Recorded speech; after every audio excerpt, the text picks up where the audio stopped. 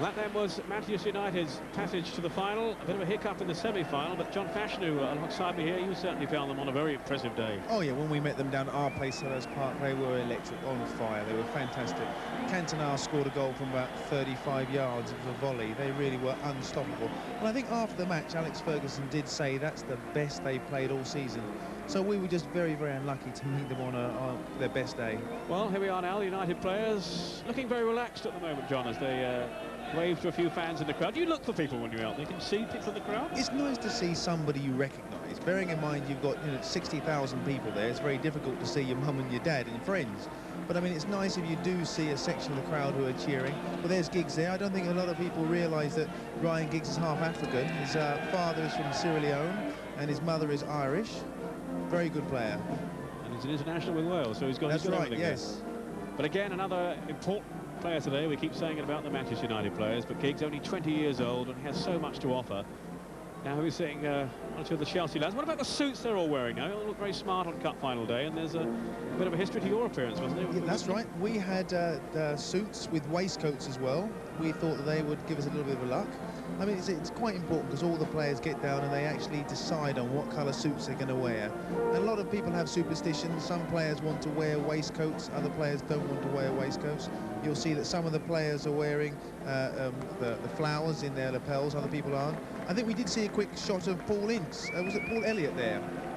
Was it Paul Elliott we saw there Paul very quickly? Elliott. We're just seeing now Eric Cantona, of course, the first Frenchman ever to play in an FA Cup final, chatting there with his captain, Steve Bruce. Eric Cantona, the man who just might turn things United's way today. But we did see Paul Elliott, the Chelsea player, who's very pleased to see part of the celebrations or part of the day, even though he sadly has to give up football now because of his injury. That's very sad to see, but nice that Chelsea have invited him along to join in the euphoria of the occasion. There's little Mark Steen. He's new to this sort of occasion. Well, he's had 15 matches out through injury. He's not going to be match fit, John, is he? No, he said earlier that he was 60% fit, but the 60% of Mark Steen could be quite awesome. Mark Steen, who's the leading goal scorer for Chelsea this season. They certainly missed him while he was out. He was actually injured in the win at Old Trafford over Manchester United. And Steve Clark just got back in the Scottish international side. Mr. Consistent. Mr. Consistent, great player. He's always there. Well, they certainly have tightened up defensively this season, and there's the man who'll be at the back of it all, Dimitri Kadi. Well, can I say, having faced him 2 or 3 times this season, he's possibly at present time one of the best goalkeepers in the world. I would vote him better than Schmeichel. Very, very sure, very confident goalkeeper. Well, there we're seeing then some of the characters involved in today's final, and to look a little closer at them now to help profile the potential match winners. Let's hear from Ray Wilkins and Peter Osgood, 2 former players for the clubs, and we took them down to Oval, venue of the first FA Cup is a one-off, and it really is down on the day. You wake up in the morning, if you're feeling good, you know you're going to have a good game, and vice versa. I mean, it doesn't really matter whether you've won or if you're at the top of the league. This is a one-off. Anything can happen. It really could. And your thoughts on who the key players might be today? Chelsea fans here. Well, as we're looking at the Chelsea fans, let's start off with Chelsea. I think Dennis Wise, knowing Dennis Wise for when he was with Wimbledon and knowing what he did for us in the FA Cup, marking out John Barnes from Liverpool, didn't give him a kick all game. I think that he's going to be very, very influential. He leads the side very, very well. He'll score a goal here and there, but he's a free kick specialist. He really is, right or left-footed. So for Chelsea, Dennis Wise. And we look at the United, the Red Army. I mean, who do you pick out? Kanchelski's had a fantastic season. For my money, and for a lot of other people's, I think that he would probably be the best player out on the pitch. But having said that, there's another 10 players who are equally as good. Well, certainly one of those is Mark Hughes, who was on the pitch a moment or so ago with all the other United players. Hughes, who's announced that he is to stay on at Old Trafford and about to sign a new contract with the club. Well, it's a memorable day for the players as they grapple then with the obvious tensions that surround the occasion, and the spotlight inevitably too falls on the man entrusted with the task of keeping charge today. Well, taking the whistle for this year's FA Cup final is David Ellery, who comes from Harrow. At the end of the day, it's man management out there. You can be the best in the business when you get a lot of big names and big personalities. There's a lot of things, harsh words said out there. And you have to know when to act and when to let things go.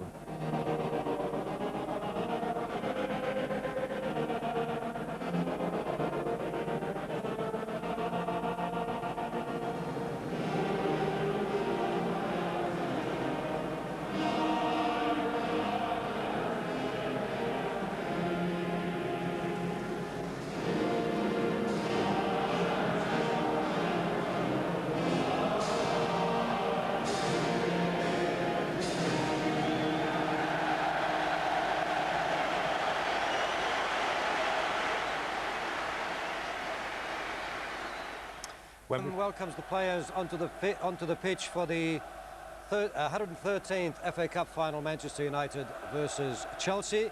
The players are on the pitch. Let's go now to our commentator, Martin Tyler. Welcome to Wembley, the 113th FA Cup final. And this year, if demand for tickets is anything to go by, the climax to this season's action in the world's oldest knockout competition, even more popular than ever. Chelsea against Manchester United could have filled this famous stadium twice over. United already champions, looking for an extra piece of history. Only 5 clubs in 105 years have won the league and FA Cup in the same season. Doing the double, they call it here. And Manchester United looking to join that elite list.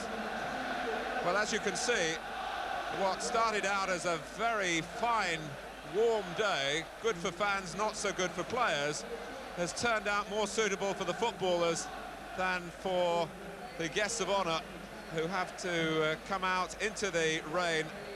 But Her Royal Highness, the Duchess of Kent, such a great supporter of major sporting events in this country, will not be deterred by the wet weather.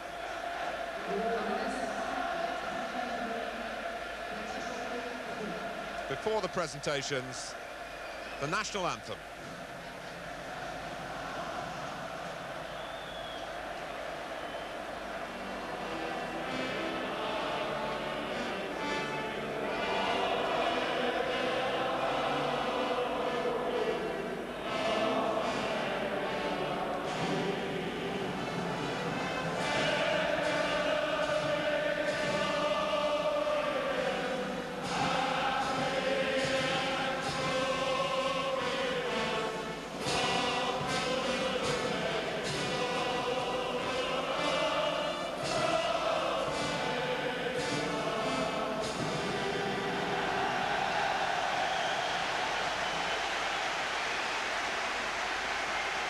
Well, in Manchester United's way today, Chelsea, who finished down in 14th place, 40 points behind United, should perhaps in theory be cannon fodder for the champions, except for the remarkable fact that twice these two clubs have met in the league over the past season, and twice Chelsea have beaten Manchester United. Phil Thompson alongside me. Phil, can they do it a third time? I think there's always the possibility of it happening. I think back to Wimbledon beating Liverpool, like the odds were so stacked against Wimbledon. Anything is possible. You look at it, Chelsea got some fine players, some great strikers and everything, some quite decent defenders, but then again you look at Manchester United and they've got so much to offer all around, from defence up into attack, players in their own right who can win the game. It should be quite interesting, to say the least. Sir Bert Milicic, the chairman of the Football Association, with Her Royal Highness the Duchess of Kent.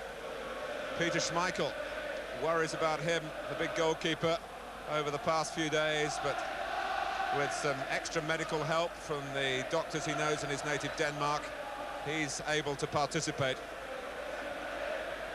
Steve Bruce, such a popular figure in the English game and now confirmed as Manchester United's captain by right, and Brian Robson not involved today, and he, it seems certain now, has played his final game for Manchester United. He's not even on the bench, and great competitor though he is, he's very disappointed by Alex Ferguson's decision.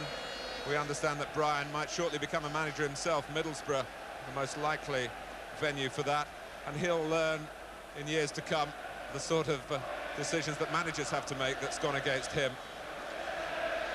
particularly today. Alex Ferguson, the man who's picked the side and has picked up so many trophies for Manchester United.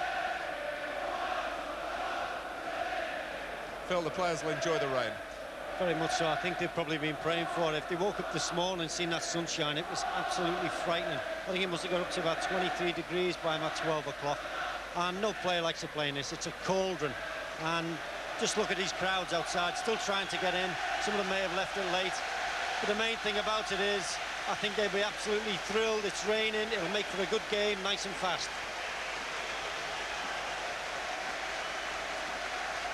No great surprises in the team selections. There's been a lot of caution in the Chelsea ranks,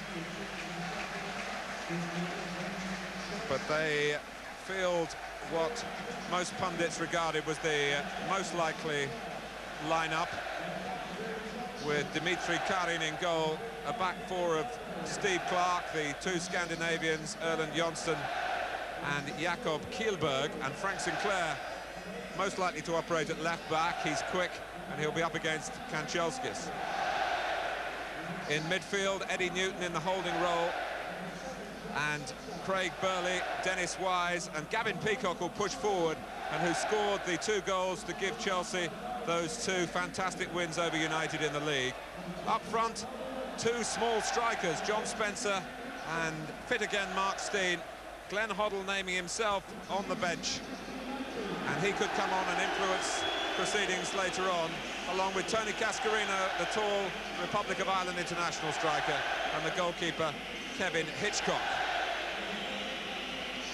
The side on which Chelsea are pinning their hopes of winning the FA Cup for only the 2nd time in the club's history.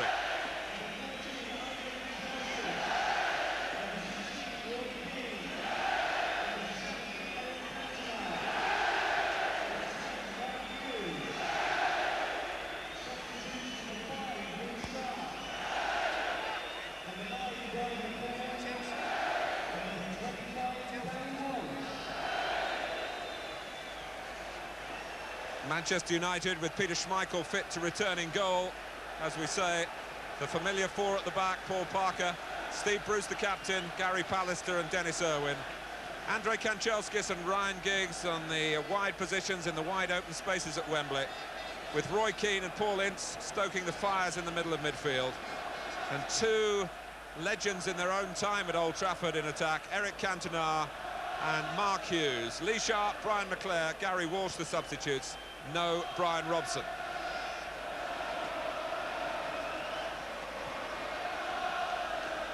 Ken Bates, the chairman of Chelsea, who's done so much to lift the club back to the levels expected by their passionate supporters. Not too many match Manchester United for noise, but Phil, they're doing a good job here, the blue and whites. They've been absolutely magnificent today, and if anything, they've drowned Manchester United fans out. With them not being in a cup final since 1970, they've got a lot to sort of remember to some of those kids not seen Chelsea play in any sort of a cup final, and they're out to make a great day of it, and they've been marvellous. You mentioned that Wimbledon upset 6 years ago, and of course little Dennis Wise, the Chelsea captain, was a Wimbledon player then. Maybe he's a lucky omen for the underdogs. Yeah, he's still in that blue kit, isn't he? I think he still remembers it. Yeah, he's a tiger. He'll never have forgotten that day. We on Merseyside have never forgotten it, and Dennis will be hoping similar thing will happen to today, and Chelsea will come up triumphant. David Elleray, the referee, has had a very short journey here. He teaches at Harrow School, only a couple of miles from Wembley Stadium.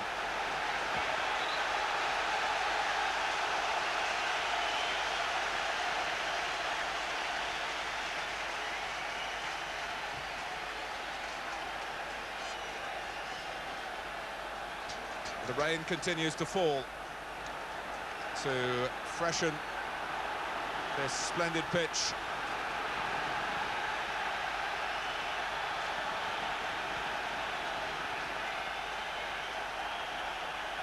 Close to 80,000 in the ground who've paid more than £3 million to be here, and that is a record of its own.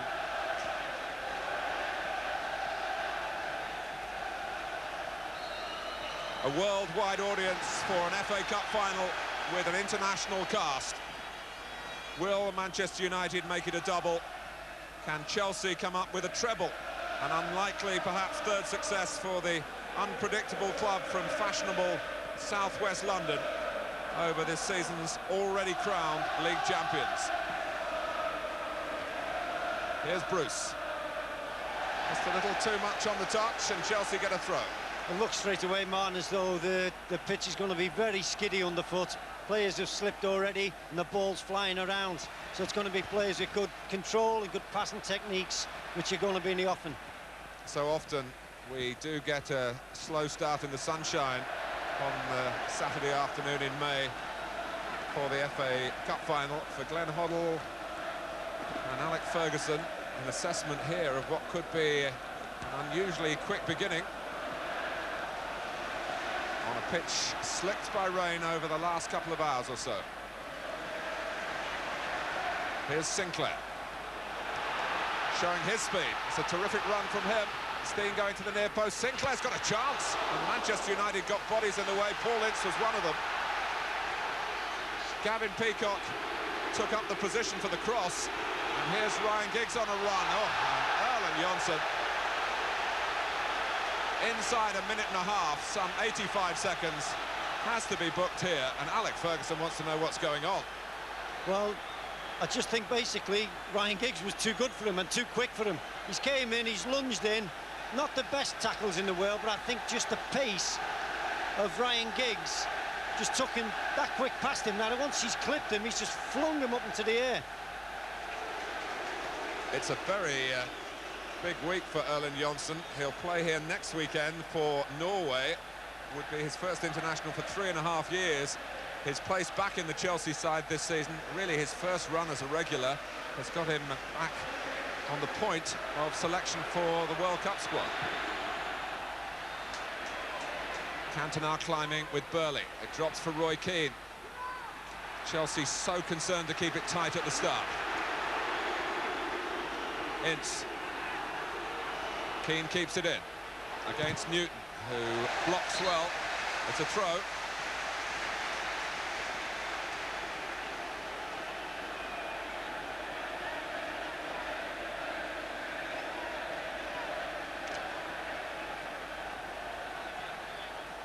Giggs will take it, just dropping it almost down, but within the laws of the game for Cantona. Bruce on the scene. Cantona again. Hughes makes his move. Needs support from deeper, or does he? There wasn't too much there, that's why he tried to turn. Chelsea can't scramble it away. Gary Pallister lines it up. Chelsea have certainly tried to play attractive football under Glenn Hoddle. What has gone almost unnoticed is the defensive organisation, which has not only shut out Manchester United twice in the league, but also the Premiership top scorers Newcastle on both occasions that Chelsea met them. I think he likes the situation there with Newton just sitting in front and protecting the back four, which I think is of vital importance, especially when you get teams dropping the ball into Mark Hughes, as we've just seen in the penalty area. And I think Glenn's seen that as the way ahead, especially playing against the top teams who are going to have a lot of possession. Irwin. The Dane Kjellberg. As I say, a cosmopolitan cast for this 1994 FA Cup final. A real shortage of English-born players. There is one of them on the ball here, Pallister, and another, his ally in the centre of United's defence, Steve Bruce. One must say just before, Mark, nothing with Ryan Giggs. I thought it was magnificent the way he just got up and got on with it instead of laying down on the floor. I don't think we can really let that go. Kanchelskis, armed with so much pace, a superb season behind him, a new 5-year contract, but a quick opponent. I think the same can be said about Sinclair. He's had an absolutely magnificent season. The times I've seen him, he's been a stalwart in the defence for Chelsea.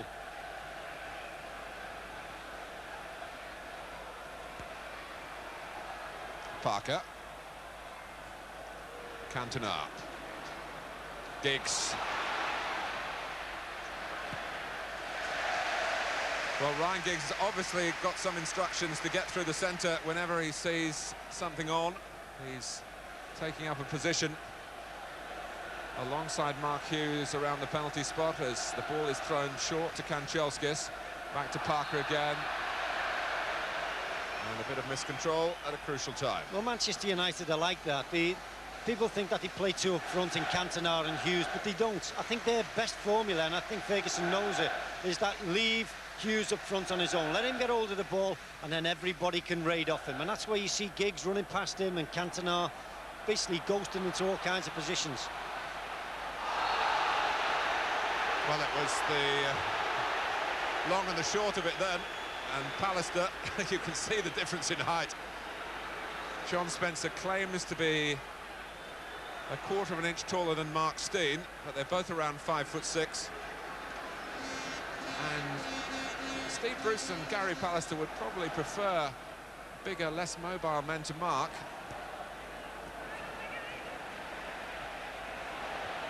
Headed by Irwin. Hughes, who was... Oh, bit of a miscalculation. I must there. admit, Martin, when I played, I'd always prefer playing against bigger, taller lads than the little fellas who can quite nippy and can get around your feet. And referees often give them free kicks when there's no need to, because you're always leaning over them. Here is Pallister, the tallest man on the pitch. It's wasted by Hughes, who's had some personal success at Wembley this season. But there's been very little for Manchester United, who have been here as Roy Keane gets a word in his ear from David Elleray for the foul. Manchester United drew the Charity Shield, although they won the penalty shootout. They were beaten here in the League Cup final by Aston Villa, and they were very lucky in the FA Cup semi-final to get a replay when Mark Hughes again came up with a goal when they were on the verge of defeat. So Chelsea, a bit of a jinx to United, and Wembley as well this season. Nevertheless, they are regarded as strong favourites. Cross came Jonsson.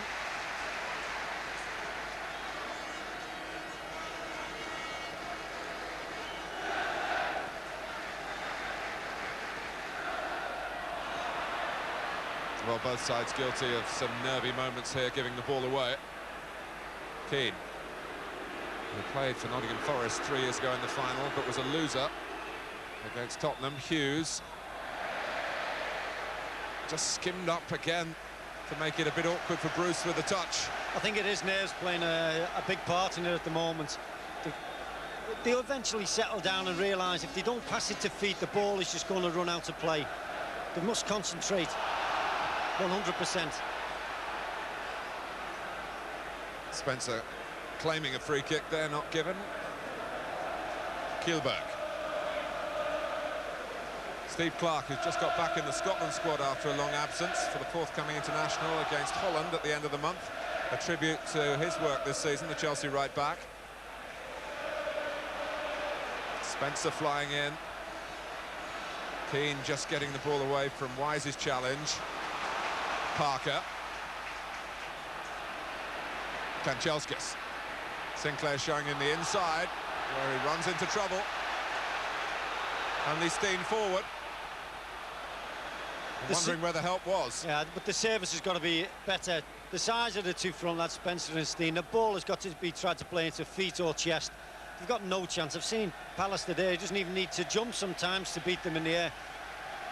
The passing has got to be perfect today, and it's got to be on the floor. I would prefer. That was Pallister to Irwin. Here's Ince.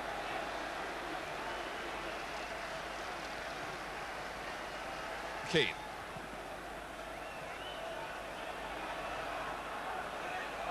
Keane again. Losing out to Wise. Quickly through for Mark Steen. Spencer up with him. Steen to take on Pallister. Back comes Ince.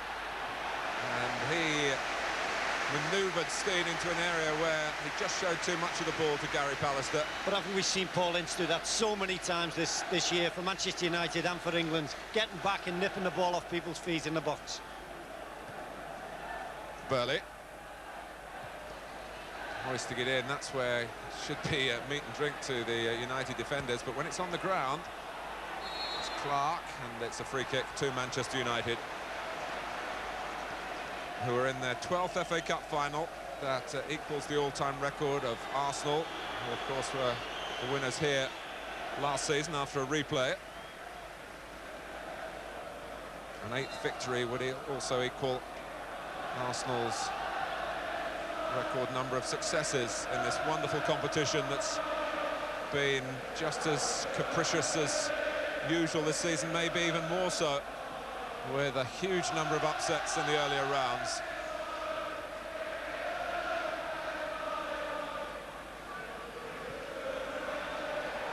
Kanchelskis, but the weight on the ball carrying it through to Karin. Kanchelskis and Karin, who know all about each other, good friends, well away from home, earning their living in this country, but opponents today. Wise, Burley. Well, John Spencer tried his best. He'd isolated the smallest member of the back four for United, Paul Parker. Hughes. Eddie Newton, who was telling me he was going to wear a revolutionary new type of football boot today, which I'm sure you've read about in your newspapers and football magazines.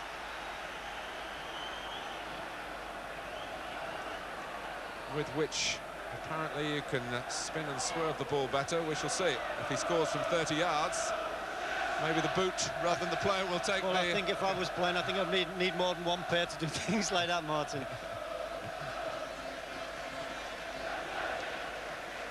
I think he might have been a bit silly, though. If he is wearing them maybe for the first time today, I think he'll have been a silly boy playing on that pitch, which wouldn't be surprised, might be a little bit hard underneath there and could cause problems later on with blisters. Well, again, the wet will help just soften the leather a little bit. But anyway, on we go with Parker. He tries to pick out Cantona. Parker again. Kjellberg is good in the air. It's his strongest suit. Clark. Burley. But at the moment, Chelsea finding it hard to give too much service to Steen and Spencer.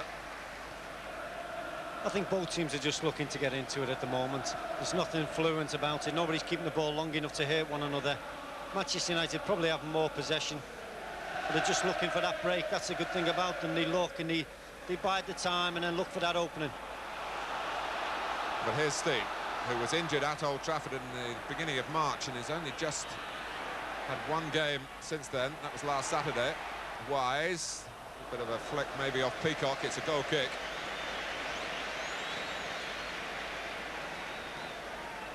Dennis Wise, one of the artful dodgers of the game, but perhaps toned down a little bit in that respect by the responsibility of captaincy. I think that's why Glenn's given him the captaincy, hoping to get more out of him on the pitch. We look at him there, Brian Robson in the background, which is a great shame for him. But I think you made a good point, Martin. Now maybe in years to come, when he is a manager, he realises the importance and how and why Alex Ferguson made that decision.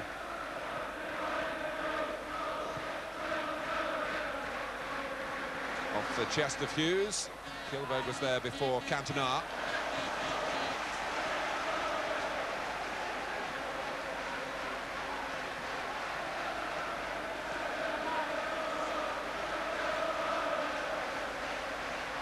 Owen with the throw. Coming up to the quarter-of-an-hour mark. Ryan Giggs on the run. Hughes. Just an early flash or two from Giggs, who's had to live with a bit of newspaper criticism this week, but he hasn't shown his best form in previous games this season on this particular stage. Maybe Alex Ferguson has used one or two newspaper comments to fire Giggs up. He's made a bright start, responsible of course for that early booking for Erland Johnsen.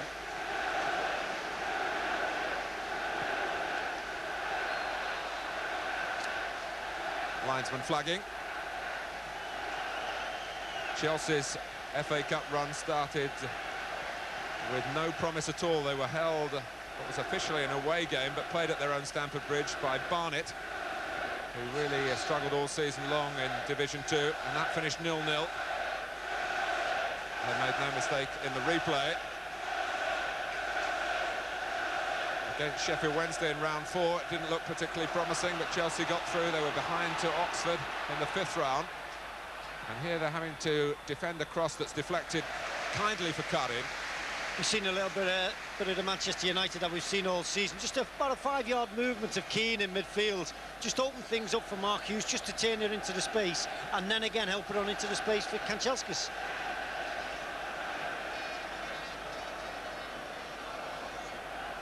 Sheffield Wednesday, in fact, the only Premier League side that Chelsea have beaten on their way to this Wembley final.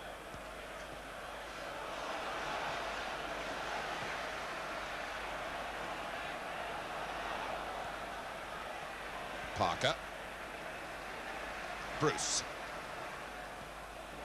Johnson doing well against Hughes, and the header going straight to Spencer, who's fed Wise. Spencer again. Sinclair.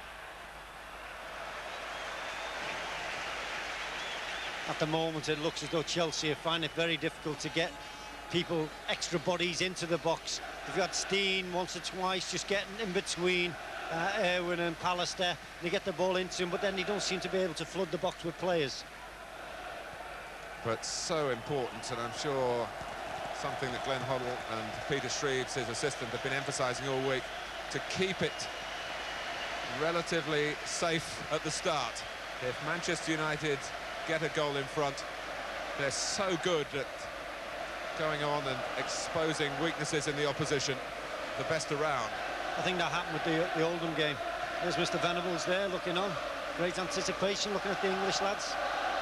Not too many of them to assess. Is my name on there?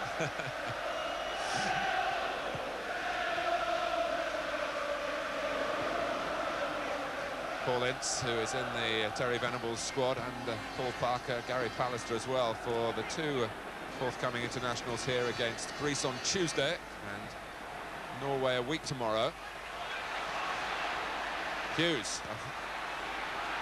Ince took it from him. The uncertainty ending with Ince on the ground and Chelsea in possession. Peacock.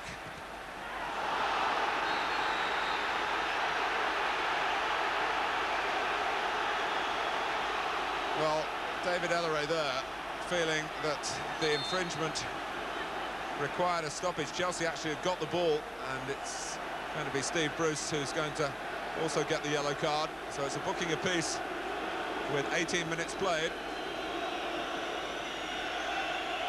The school teacher is a strong man with his discipline and his refereeing life, David Elleray. Chelsea were incensed. Bob Ward having to come on to attend to Spencer.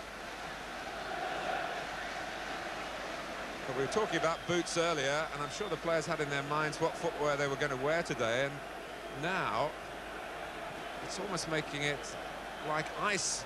You were saying, Phil, it's firm, the pitch, but I think very so. slippery on the extreme surface of it. I think so, if some of the players that came early on to the ground and they'd had a look and they'd said it might wear moulded soles today, but I think now it's probably taking a good stud, and you'd need it with everybody slipping over.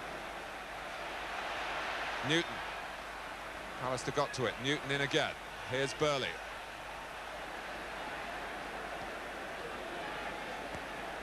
Craig Burley, one of Chelsea's Scottish contingent. Here's another, John Spencer. Chelsea have a corner. I've seen Burley at Anfield when Chelsea played up there. He scored an own goal, unfortunately so, but then he scored an absolutely magnificent goal from about 30 yards. Absolutely tremendous. He strikes a good ball. And Dennis Wise strikes a superb corner. Can he pull one out here for Chelsea? Oh, right onto the head of Bruce, some area that really he'd be hoping to avoid. Wise back in the England squad as well. He did have a taste of it under Graham Taylor 3 years ago now. Terry Venables has seen the more mature Dennis Wise as a talent that he can harness to the England cause. Peacock. Burley. A ball in like that has a better chance of locating Steen or Spencer. Newton keeping it low again. Here's Ince. Hughes. Picked off by Clark. And still. Now Peacock.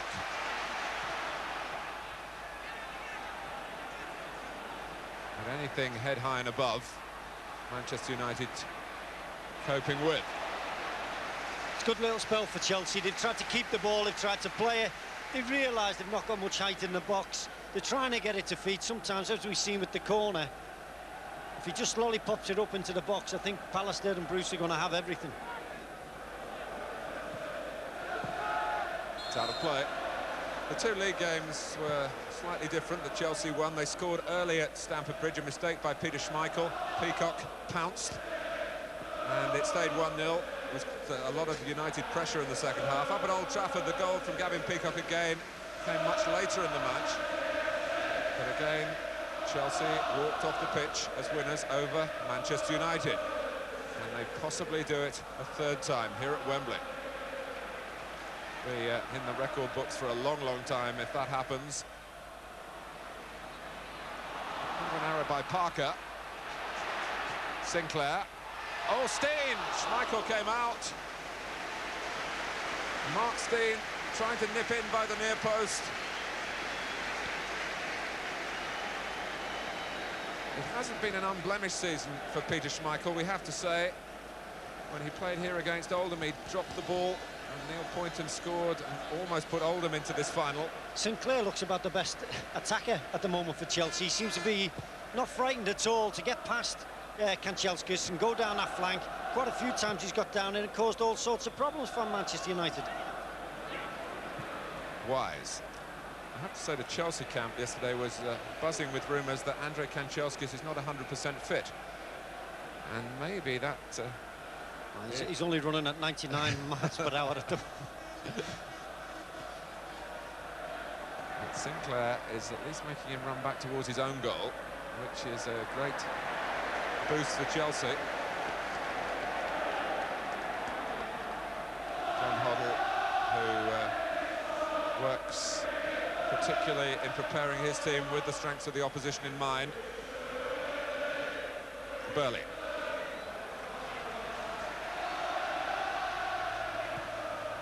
Clark. Wise furthest forward through the centre.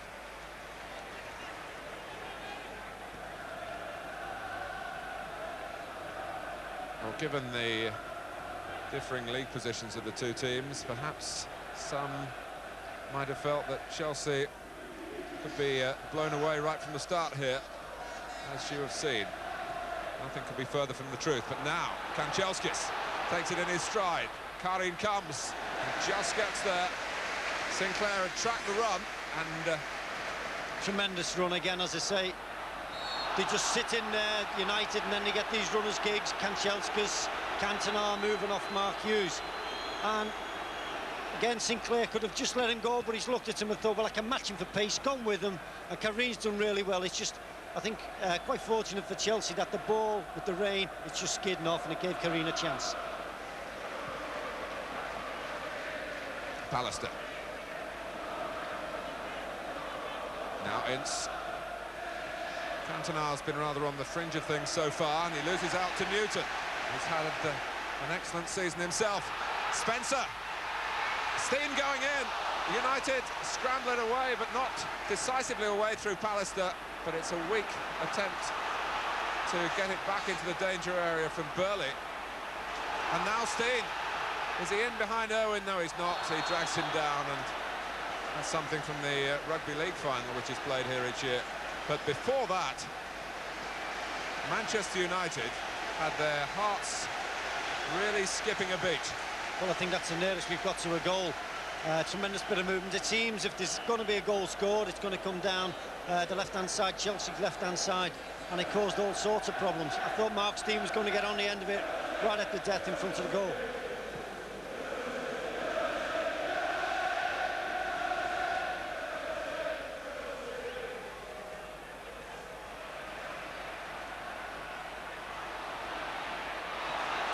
Hughes.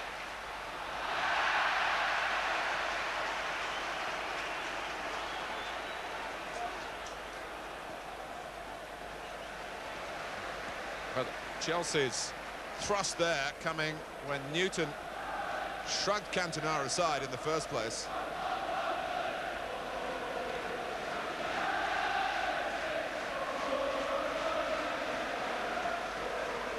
It looked as though it could have been a famous Kenny Dalglish goal, didn't it, when Spencer was through, just flick it over on the outcoming goalkeeper. But it wasn't to be. He's got the right number on, hasn't he, in that respect? Peacock! Oh! Gavin Peacock, who's been such a thorn in Manchester United's side this season. Over Schmeichel, but not over the bar. It was a tremendous volley, wasn't it? It's really sort of... Schmeichel not that far off his goal line, and he's caused them all sorts of problems. I thought he was actually dipping in from here. But now Chelsea have really got to be on their toes, because this is when Manchester United can hit them back very, very quickly. Keane.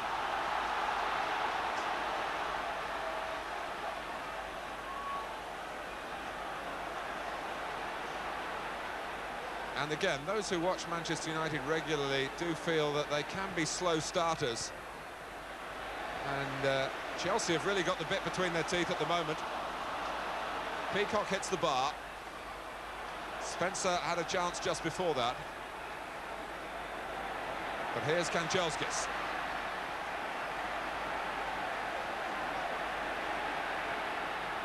Hughes. Kanchelskis. Kjellberg did very well, but it breaks for Parker. Cantona calling for the cross, and it's a rather woeful attempt. Well, I think we're just seeing Paul Parker's weak side of his game, that distribution side, that final bit when you get into the attacking third and crossing balls. He's had a real problem at doing that.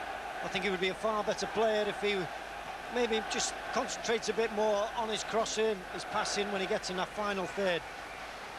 Well, Gavin Peacock, you wonder whether he's perhaps used up his ration against Manchester United this season. But that was so close to what would be his third against the champions. And the most spectacular of them.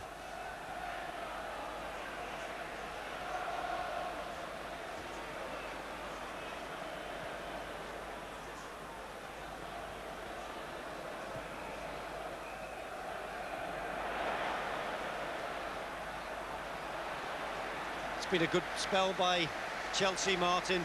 They're knocking it about. They seem to get, just in the last 10 minutes, 15 minutes, they've got more bodies into the box that cause them problems.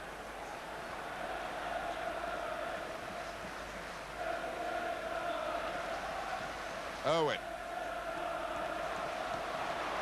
Now Giggs. Ince. 4 in the centre for Manchester United. Hughes, who is quite disparaging about his own ability in the air, or he feels lack of it. That's why he says he's so good at volleying. He prefers to do that. Giggs can't reach it.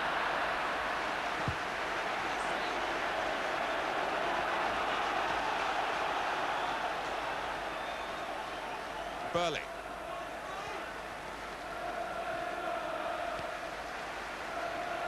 Wise.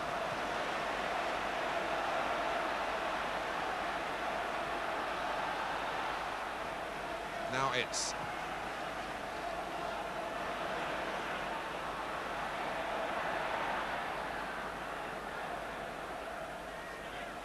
Parker.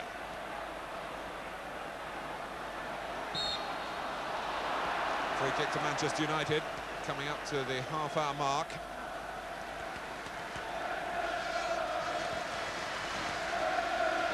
United's progress. No easy draws for them early on. Away to Sheffield United, they won that 1-0, Mark Hughes. Away to Norwich, 2-0. Away to Wimbledon, 3-0. Charlton gave them a good run for their money at Old Trafford. 3-1 that finished. Peter Schmeichel was sent off. And then the semi-final, which was such a scare here against Oldham. But in the replay at Main Road, Manchester United put on a real show for that 4-1 success. They haven't been able to play with such gusto here. I don't think Kanchelskis is firing on all cylinders. He's just been holding his ankle and twisting his ankle. If it's the same one, maybe why he's been injured.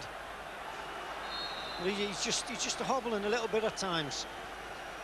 Well, that was, as I said earlier, the problem. Mark Steen has had an ankle injury of his own and just timed his recovery well enough, although he's short of recent match practice. Giggs coming in, Clark there first. Header by Pallister.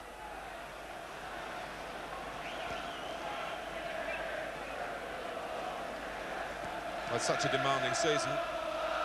But I should point out that this is Manchester United's 63rd game to Chelsea's 53rd. And a lot of the United games have been high profile. Price of success all along the line. At Liverpool, people used to say to us, oh, you're playing 65, 70 games a season with internationals, and say, yeah, you'd rather have it that way than sort of be playing your sort of 50 games a season. It means you're winning things and you're successful. Ince looking for Cantona. But what he's tried hasn't come off yet for the Frenchman. But the other side of that, Phil, is perhaps there's not so much fuel in the tank. Well, it was always thought that at the end of the season, especially when you had the England games, you didn't give it as much as you should do and you were looking tired and everything. But as a player then, when you were into that sort of thing, you felt marvellous, and you felt when you're playing so many games, you didn't do as much training, which players are always happy about. Burley. Steen. Balked by Bruce, who's already been booked.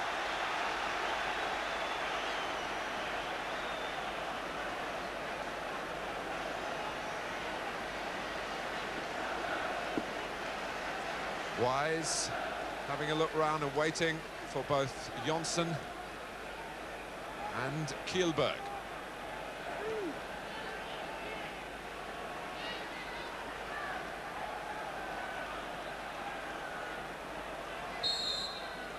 Schmeichel's got 3 in the wall. Sinclair moves away and then takes up a position in the centre himself. Well, it was Kielberg. All the while, the linesman had his flag up. And Schmeichel kicks quickly. So often United are at their most dangerous, paradoxically, when the ball's with their own goalkeeper. They break so quickly. And here they are with Kanchelskis. They have a corner. They are. They're a frightening team when they're breaking from the back, through the inside forward positions, out wide. They get them and you can see them just, they're bursting out from defence. They're a magnificent sight when they're in full flow. Chelsea have just left Mark Steen upfield. They've got Ryan Giggs to take the corner.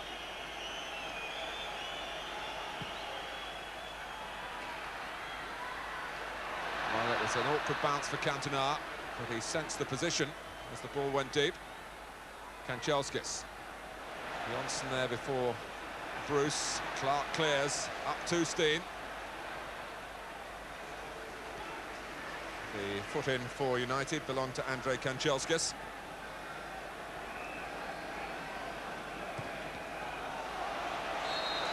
Giggs is offside. It was unfortunate because it was an absolute tremendous ball by Irwin. He can bend that ball so well. He started it off on the inside of Clark, and it ended up straight to the feet of Ryan Giggs, but unfortunately he was offside.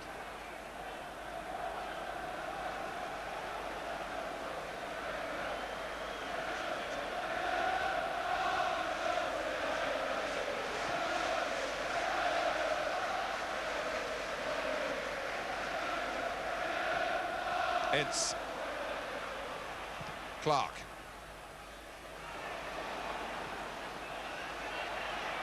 It was played into an area that Schmeichel found, or should have found, perhaps easy to kick. And it's his ball again. Chelsea as a club are famous for their inconsistency. They started the season well, then they had a terrible run with only 2 points from 11 games. They were in real danger of being a relegation side at Christmas time. But the cup run has helped the shape of the team in the league as well. And they finished reasonably well safe before the end of the season.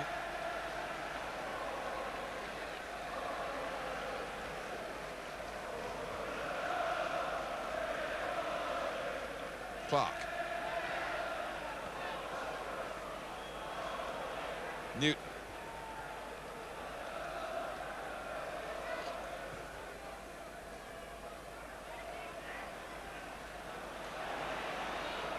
Keane. And now Parker.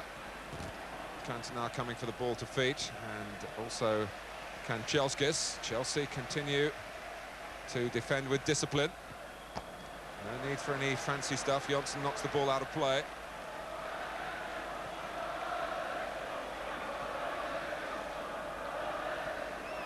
Ince.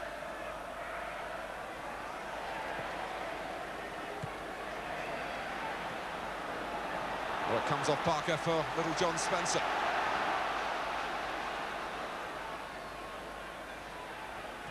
Peacock. Spencer, but straight to Keane.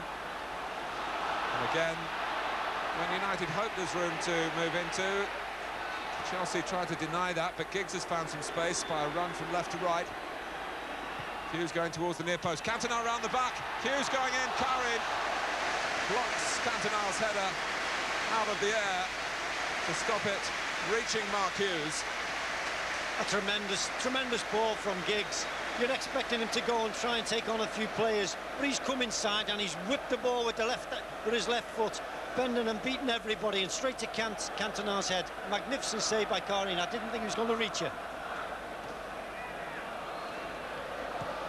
Well, Kielberg was alongside Mark Hughes, but if Karin had stayed at home, it would have been a close call, I think, for Chelsea. Eddie Nijveski on the left of the bench there, sitting down, who's the specialist goalkeeping coach, working with Karin, and very complimentary. Spencer tries the shot.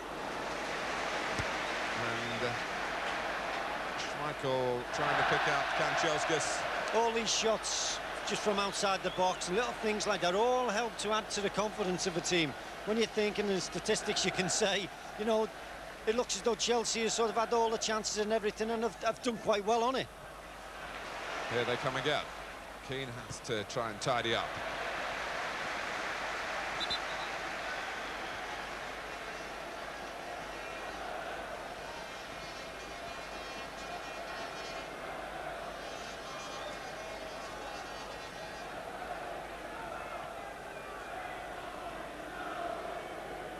Chelsea have gone 23 years without a major trophy. That was the European Cup Winners' Cup, which of course they qualified for by winning the FA Cup a year earlier, 1970, and they drew here with Leeds United and won the replay, which was at Old Trafford, oddly enough, the home of Manchester United. Kielberg and Johnson wait on the edge of the area. Chelsea work it short. Wise puts in the ball in the end towards Kielberg. Peacock was just nudged. And Chelsea have a free kick. Just over 5 minutes remaining in the first half.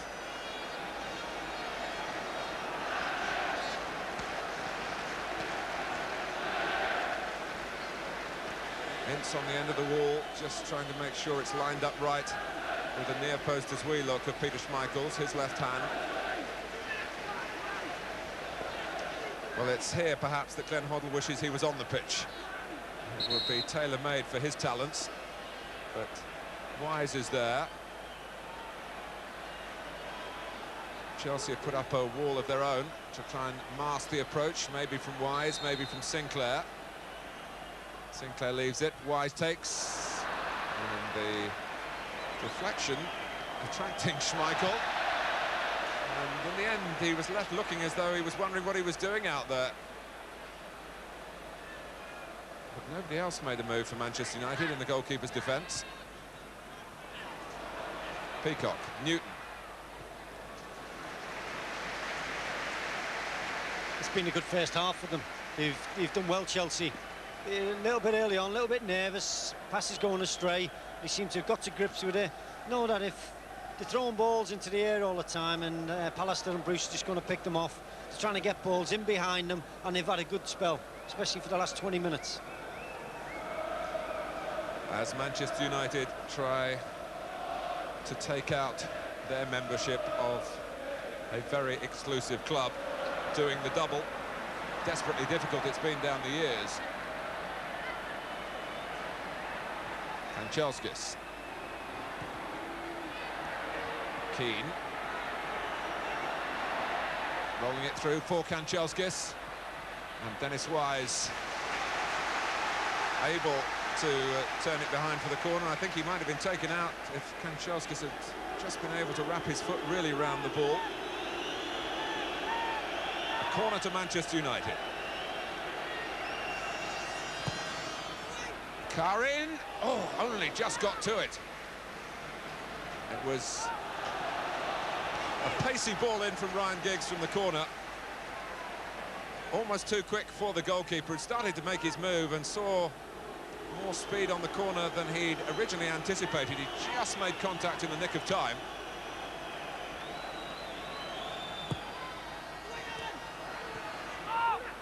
And that was Bruce. They're doing well, Chelsea. They know they've not got the height of Manchester United, but what they have got, they've got big hearts and they attack every ball. And I think, well, be it defenders, you've got midfield players, little fellas around you. If you've got the biggest lads going and attacking the ball, it doesn't half help. Tommy Docherty, who managed both these clubs and, of course, is one of the great wits of the game, referred to Steen and Spencer as Chelsea's two garden gnomes up front. I don't think they're that big, really, Matt.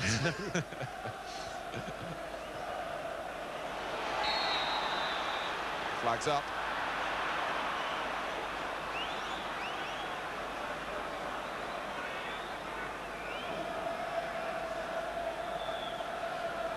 Great day for the officials, of course, as well. Paul Rogier on the far side, the linesman, Graham Barber, doing duty on this near touchline. Newton. Hughes, who has a testimonial match on Monday against Celtic at Old Trafford. Even if there is a replay, that will take place. Should get huge support and thoroughly deserves it. Here's Kanchelskis. Now, well, they've got a corner. They might have had more than that. And Mark Hughes himself, about whom we were talking, dropped to his knees in annoyance there. I thought that was going to be the chance. Sinclair showed some great pace there to go with him, but just in the end got shrugged off.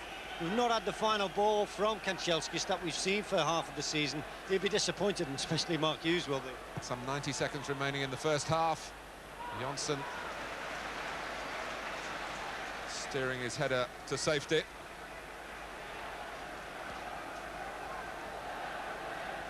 Kanchelskis. Remember, the two league meetings finished 1-0. Both occasions to Chelsea, so no surprise. It's been pretty tight in the first half. Yeah, it's important time this now for Chelsea. They've worked so hard and they've probably had the better of it this first half. They don't want to lose anything now going into half-time. Concentration is of the utmost.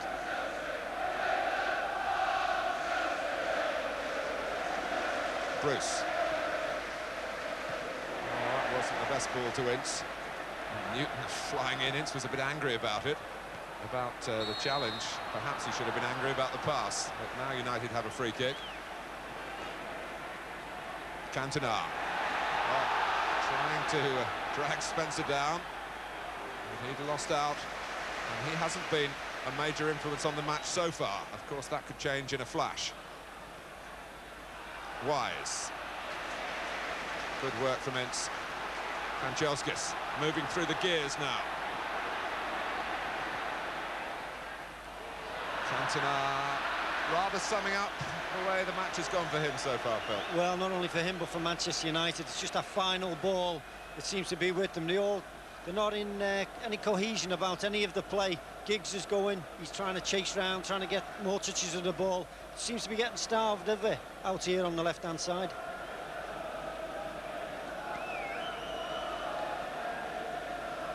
Yes, in fleeting moments, Ryan Giggs has looked as though he perhaps holds the key to the door.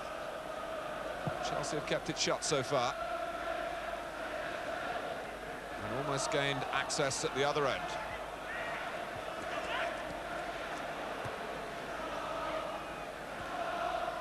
Again, Eddie Newton doing well, sitting just in front of the back line and restricting his own natural desire to push on and play in a more advanced midfield role.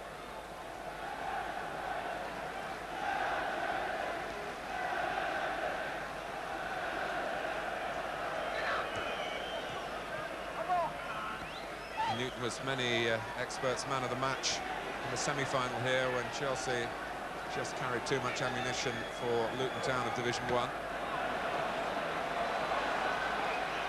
Spencer. Well, Steen have got away from Bruce.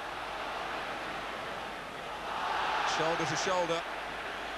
And in that respect, when it came to strength, it was a catch-weight contest. I think bigger man won. Yeah, I think that's the ball, though, the one that's getting in between the centre-backs and full-backs. I think, as we've said all along, is that the size of those front two, it's of the utmost that they try and get things either into the space behind them or into feet. Giggs. Newton's there again. It's given away by Sinclair. Keane.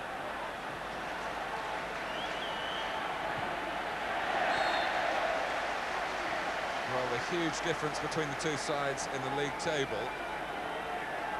But, of course, the balance in the two league matches has been Chelsea's. And they've been a little annoyed, feeling that certain sections of the Manchester support have felt that those two league wins were flukes. You've seen here in 45 minutes at Wembley that they weren't flukes at all, because Chelsea have come out, contained Manchester United pretty well. There hasn't been the usual cavalier momentum from Alex Ferguson's men. And Gavin Peacock, no less, the scorer of the two crucial winners in the league games, has hit Peter Schmeichel's crossbar just after John Spencer had had an earlier chance for Chelsea. They've made sure that Manchester United are going to have to really work if they are going to win the famed League and FA Cup double. At half-time at Wembley in the 1994 FA Cup final, it's Chelsea 0, Manchester United 0. Tyler and Phil Thompson. Welcome back to Wembley as Alex Ferguson and Brian Kidd, his assistant, make their way up the famous tunnel at the end of the Manchester United line of players. Chelsea already out. Raring to go, Phil, after their first half showing. They and Glenn Hoddle will be well pleased by their display in the first half. A little bit sort of over-anxious in the first 10 minutes or so, but since then, I think they've took the game to Manchester United. They can't be very happy. Looking at Alex's face, I would quite imagine him to have some sharp words with a few of his players, basically trying to keep the ball, trying to be a bit more, get a few more passes before getting into the box. Cantona's not been any influence on the game whatsoever, but all in all, I think Chelsea have got to be very, very happy. But one little point is they've worked so hard in that first half. Can they keep it up again for 45 minutes and who knows, maybe another extra 30? Well, again, we hark back to the weather. On most cup final Saturdays, you begin to worry about running out of steam in the sunshine. Here, the temperatures have dropped. It's pretty cool now, and although there's often a lack of air down there, the players will enjoy the conditions, I'm sure, as the second half shapes up. This Lancashire versus London final, which have been a good few down the years from the two respective parts of the country, and usually it's been the London side that's come out on top. 8-2 the record, which surprises Phil Thompson, but I can assure you it's absolutely true. And so far, the side from southwest London, Chelsea, doing themselves proud. The blue flags are flying high at the moment at Wembley Stadium. But the Northerners can point out that regularly the championship ends up in that part of the world.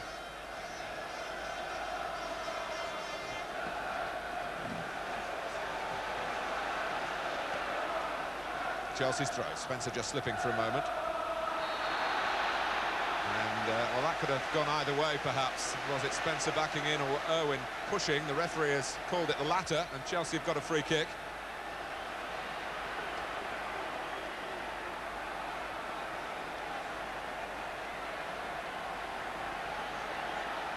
Wise to take it. But Irwin only down as far as Peacock. Is it going to roll here for Sinclair? He hopes so, but Steve Bruce had other ideas.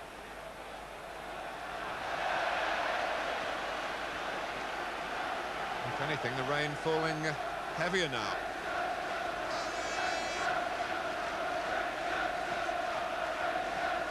Sinclair, who's so far winning the duel with Andrei Kanchelskis. Spencer. Bruce was too strong for him. That goes out off Kanchelskis. It's a definite Chelsea throw. Now, when will the manager become a player? Glenn, sit down. It's 45 minutes. Yeah, you can't last that long. And maybe extra time. Hughes, Cantona. The link-up hasn't really happened so far. Mark Hughes believes he's playing the best football of his career. It's reflected in his goals tally. It's reflected in the praise he's been getting from Alec Ferguson. I wouldn't disagree with that at all, would you? He's been magnificent. He'd be on your first on your team sheet every week. Magnificent team, man. But collectively, Chelsea have responded to the Hoddle influence. Strong-minded manager who likes to see the ball passed along the ground. Giggs. Irwin floating it over Clark. Giggs accelerating. Clark keeping close. That is the position where I thought United would try and exploit a bit more, which we didn't see in the first half. Whether you can say Clark has really stuck to his job and done well, but Giggs has never really used his pace to get behind Clark. But he's got a free kick here, which Chelsea weren't happy about when the referee awarded it. Karin fists, ball greasy, of course. Both goalkeepers wearing gloves. Parker. Irwin. It's the better moments for Giggs in the first half, and there were one or two of them came away from his berth on the left. Jonsson. And then Kielberg helping him out. Nudged forward by Gavin Peacock. Wise. Spencer ahead of him. Peacock's gone to the left. Deflects off Keane.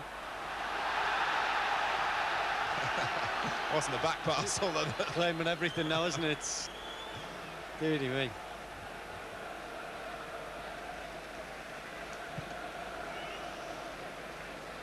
Gavin Peacock indicating really that it is a match of fine margins.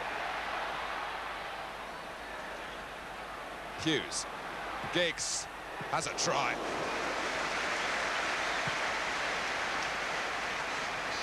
He's such a gifted individual, Ryan Giggs, that maybe at times we do expect too much of him. See, again, as in the first half, when Chelsea were having pot shots from outside the box, it does instill confidence in the side. Manchester United have not had too many, and I think Alec Ferguson has probably said, hey, come on, let's get some shots on target, let's worry the goalkeeper.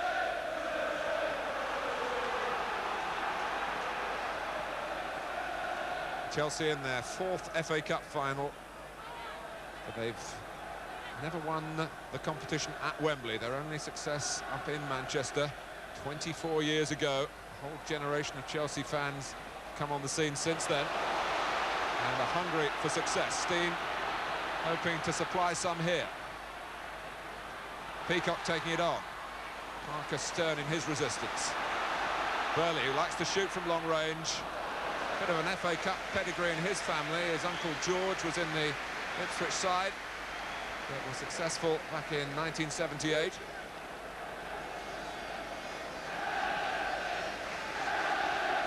He can hit them better than that. Yeah, as I say, I've seen him hit one at Anfield. It was a volley. It was a magnificent goal into the top end. He struck it really sweetly.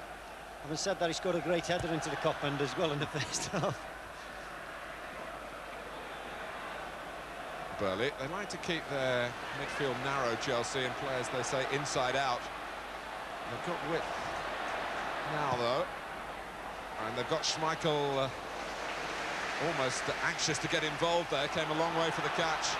That trademark of his, the lengthy throw, which is such an advantage when you've got a player like Kanchelskis to chase and harry the living daylights out of the opposition. And you see again how quickly, although it wasn't totally controlled by Manchester United, but how quickly they switched the play from their defensive end into the attacking areas. Cantona. Parker. Here's Cantona.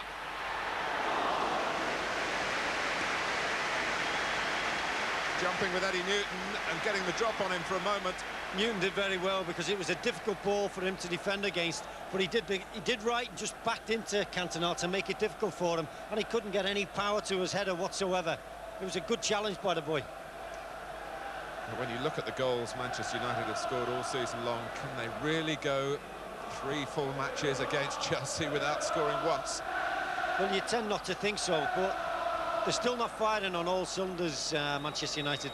But you only need one flash of brilliance from Cantona to set somebody up, and maybe Mark Hughes, maybe for Kanchelskis, Giggs, and even himself.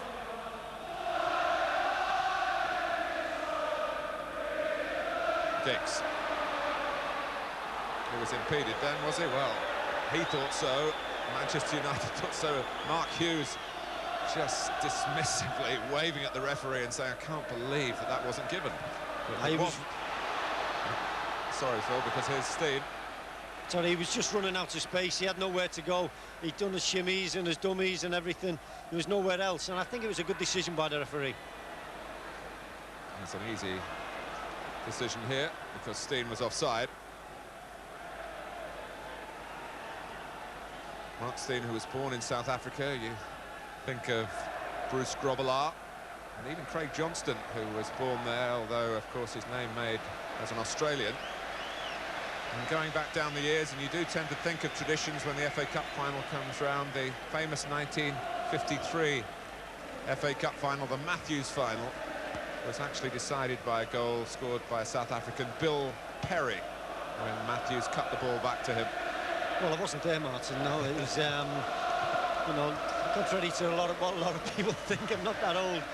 Well, looking at Mark Steen down there, he's going to be troubled if the game goes to extra time, because he's not played that many games recently.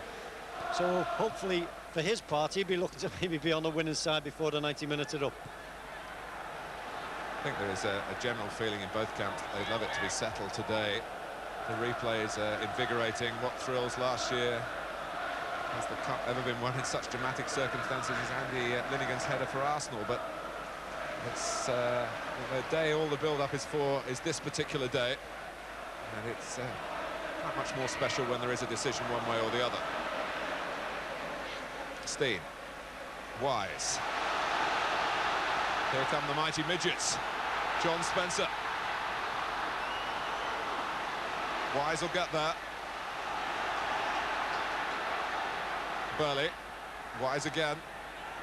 Steve Clark making the extra man. Can Newton get to this? Well, with those much talked about boots, He didn't bend that much, did he? not enough.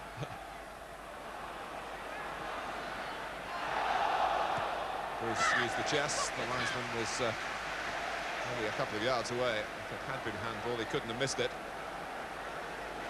Eddie Newton hasn't scored this season. As I say, Glenn Hoddle is very keen for him to keep his positional discipline. If you've seen that last attack, it started from the edge of the box with Newton just playing in front of his defenders, broke the play up and started the ball off, and it was a great move from one end of the pitch to the other by Chelsea. In the end, maybe Spencer just run out of space. Peacock. Here's Ince. Now Parker. The threat of Andrei Kanchelskis. It's been that way all season long for Manchester United. He's really established himself as a first-choice player now, fans' favourite.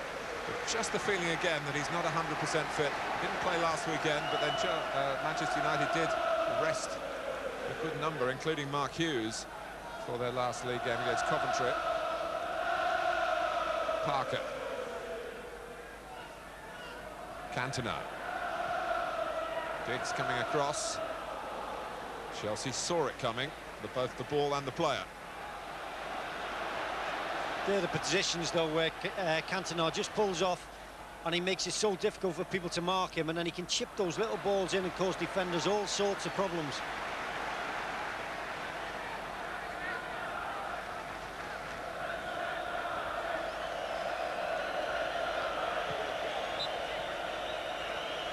Ben Hoddle in the Tottenham team that won 81 and 82. Alec Ferguson looks fondly at the FA Cup, his first trophy as manager of Manchester United, at a time where his critics were beginning to sharpen their knives back in 1990, and since then it's been a succession of silver pots on show at Old Trafford. Free kick to Alec Ferguson's team here. Manchester United just making use of width at the moment. They're getting Parker and Irwin into the play, pulling very, very wide. Making it difficult, and if you're having to chase back all the time, it's difficult. Well, Dennis Irwin, we all know what he can do from this situation. Whether he'll attempt it here or come up with something to catch Chelsea out, surely they'll be expecting the shot. Carr in the centre of his goal, knowing he might have to move either side. There it goes, and Irwin delivers his party piece. It doesn't have the celebration at the end of it that's happened a time or two in his time at Old Trafford. A really cultured and clever taker of a free kick. One of the best dead ball kickers in the game. If he gets that much bend, we'll all remember that one at Anfield. A magnificent free kick. We should stress, Phil, that you do watch matches at other grounds from time to time. Do we have to talk about them, though?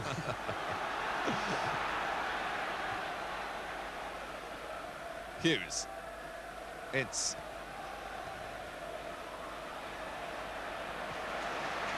Still straining to find their rhythm, the already crowned champions. Sinclair, it's going to drop here with Sinclair just out of position for a second for Kanchelskis to cross. Again, Newton had filled into the back line. Irwin, Keane.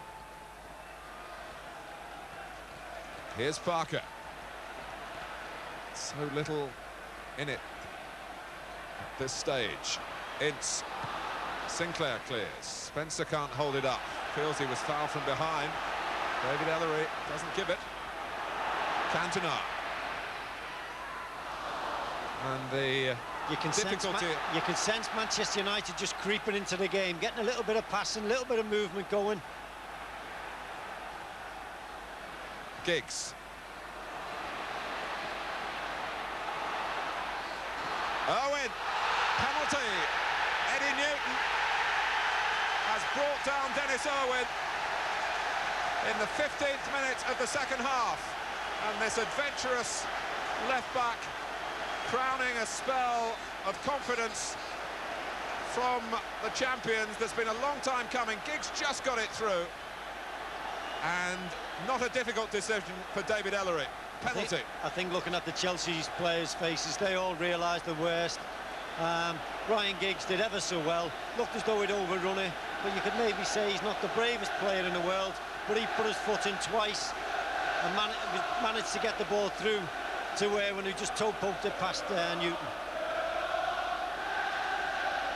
So, will the first Frenchman to play in an FA Cup final become the first Frenchman to score in an FA Cup final? Eric Cantona, who's carried so much before him all season long. The ball repositioned by the referee. Cantona doesn't like that. Remember, John Aldridge and Gary Lineker have failed recently in cup final penalties. Here goes Cantona for Manchester United. He scores nervelessly. and Manchester United lead Chelsea by 1-0. Didn't he look cool? Didn't he look cool? All the pressure on him and everything. The referee replacing the ball would have upset a lot of people, but he just seemed to keep his nerve, and he struck it home really well. Karin went the wrong way, and Cantona passed it into the back of the net. He's been on the edge of the match, really, but now he's in a position where he could settle it Manchester United's way. Chelsea have got to find some firepower here, and at long last, a player from Manchester United has scored a goal this season against Chelsea. Alex Ferguson thrilled when the decision was given. And his faith in Cantona not misplaced. Looks as though Glenn Hoddle and Tony Cascarino are warming up. We might have to think of a change sooner or later. There we go. Watch this. It's brave as a lion. Just a little toe poke. And the same now from Irwin. There we go. There you. A 100% penalty. Again, coming back to it, maybe, you know, it could be tiredness creeping in, because Eddie Newton's had an outstanding game, and it's just maybe a little bit of tiredness. He's had that lunge, and there you go, penalty.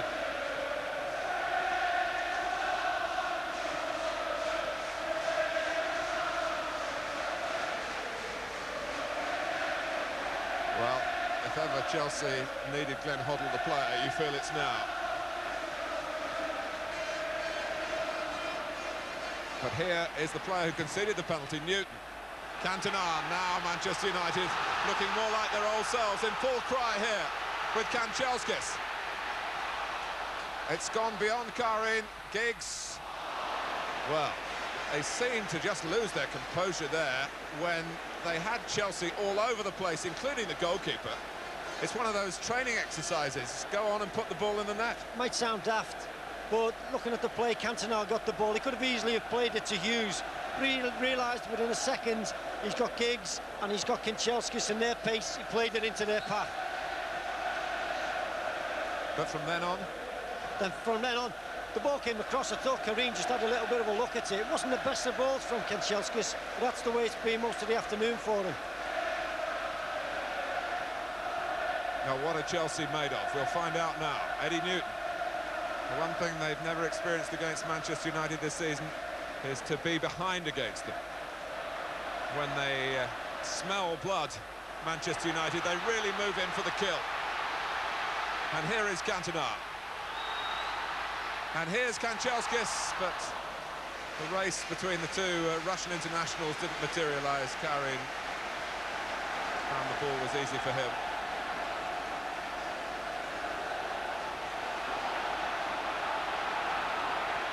Steed has got the better of Bruce.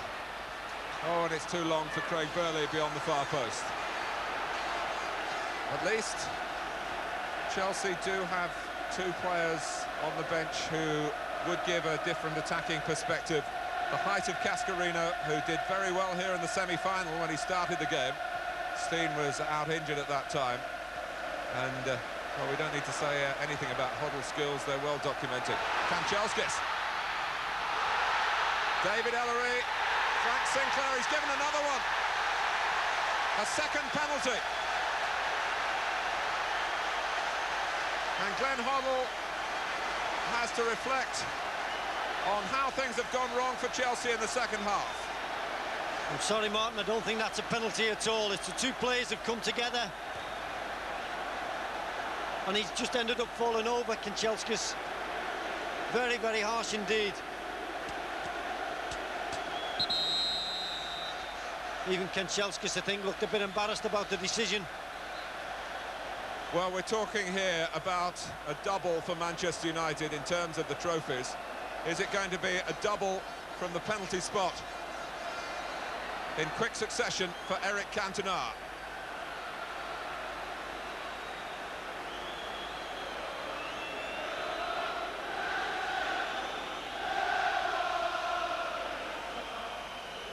Will he go the same way?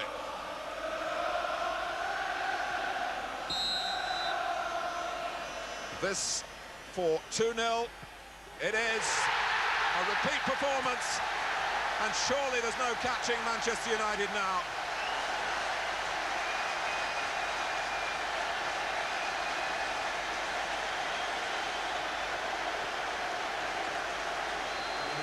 Two penalty verdicts, the first against Eddie Newton, no doubt. The second against Frank Sinclair, considerable doubt. But the outcome, identical for Manchester United both times. Just a little bit of a delay there as he's taken it, and he's seen the movement from Karine and just slotted it into the same position. Well, he wouldn't want to come on in these circumstances, but Glenn Hoddle enters an FA Cup final again for the fourth time in his career, a winner twice with Tottenham, a loser with Tottenham in 1987. And off goes Craig Burley. I thought before, when we were looking at it, about shin pads, when his sock fell down from Cantona, was that he didn't have a shin pad on. Usually the referee should send them off to the touchline to get shin pads on, but he just told him to pick his stocking up. It's a very strange decision. Steen is offside. Eric Cantona, anonymous in the first half, and the maker of headlines in the second by converting two penalties. Even going back to the Sinclair one, Phil, the doubt that you raised, and I just wonder whether the first contact was even outside the area as well. Well, yeah, quite easy. I don't know whether the linesman has given the decision or what, but I think he's overrun the ball from outside the box. The two of them have collided, and what would have happened if Sinclair had fell down? Would he have given that free kick? Well, Cantona wasn't asking any questions.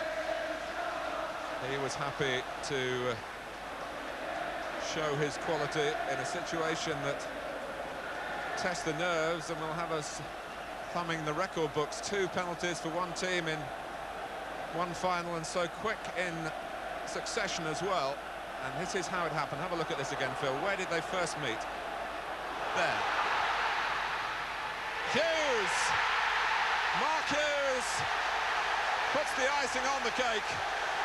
Wembley has been his stage all season long, and it wasn't going to finish in the FA Cup final without a hit from Hughes as well.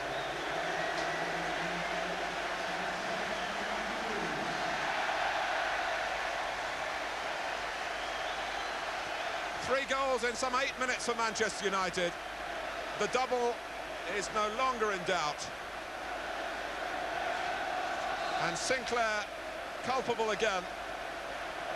Unlucky with the penalty, extremely unlucky with the penalty that was given against him, but an error there, perhaps the earlier incident still preying on his mind, and Mark Hughes made no mistake. Just before that third goal went in, I was going to say to you, Martin, Chelsea now can't afford to start running all over the place as they've done now. Cantona is clear. Is it going to be another one?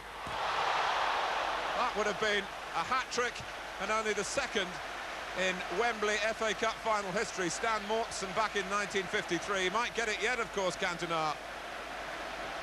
Well, I was just saying, I was talking about it, and there we go, he slots it in. I think if it was really needed, I think he would have been more direct with it. But I was just trying to say is that they've got to concentrate, not try and go running all over the place. And there you go, Cantona gets in with a great chance.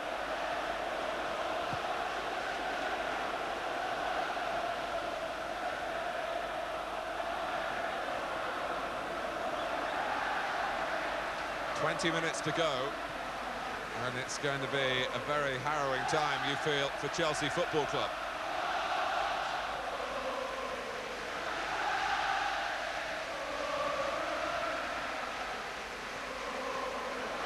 Cantona, Kanchelskis.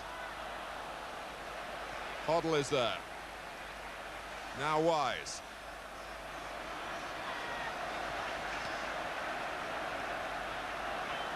Well, this reminds me a little bit of Manchester United against Brighton in that replay 11 years ago. It finished 4-0 to United. And who's to say it won't here? Well, you always had that feeling, didn't you, before the game? Chelsea might win the game 1-0. We also, at the same time, you say about the pitch, it's difficult underfoot. Tragic mistake for Sinclair.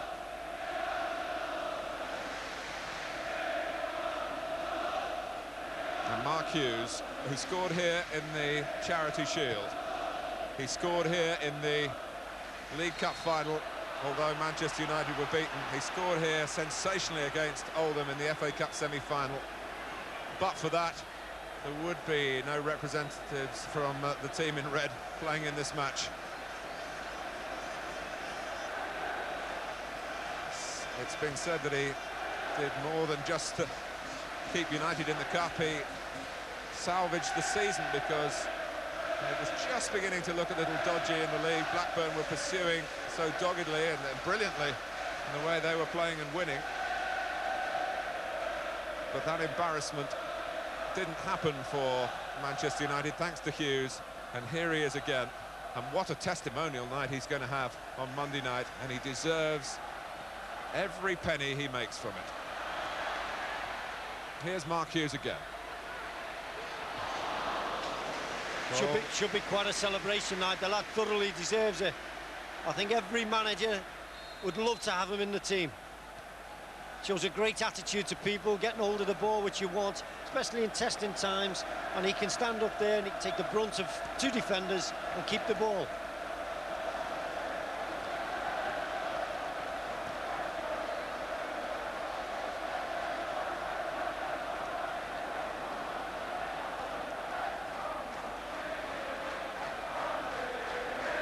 Manchester United have this huge following all around the world, and their image is going to be increased even more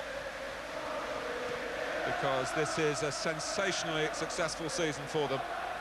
When you think now how close they came in the third domestic competition as well, these players can feel part of one of the greatest teams of all time, you have to say it. Difficult first half for them here. They just couldn't flick the switch. But once the first mistake was made by Chelsea, it's been turn on the power, turn on the magic.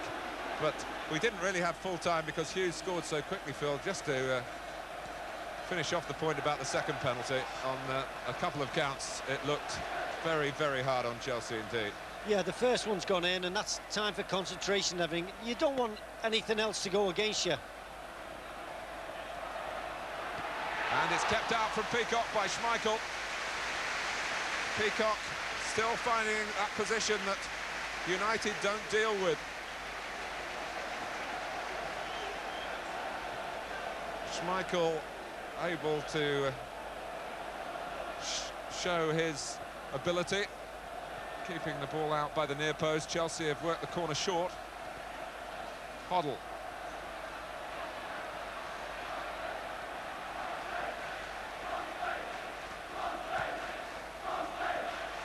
Now Giggs. Kanchelskis. Everything in place now for Alec Ferguson. There can't be many occasions in cup finals when the team can actually relax and think about putting on a show, but Manchester United are in that position now. Clark.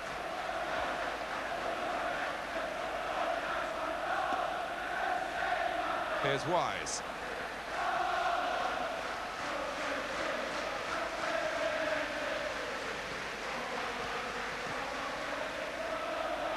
Hoddle jumping with Parker, and Chelskis getting a foot to it.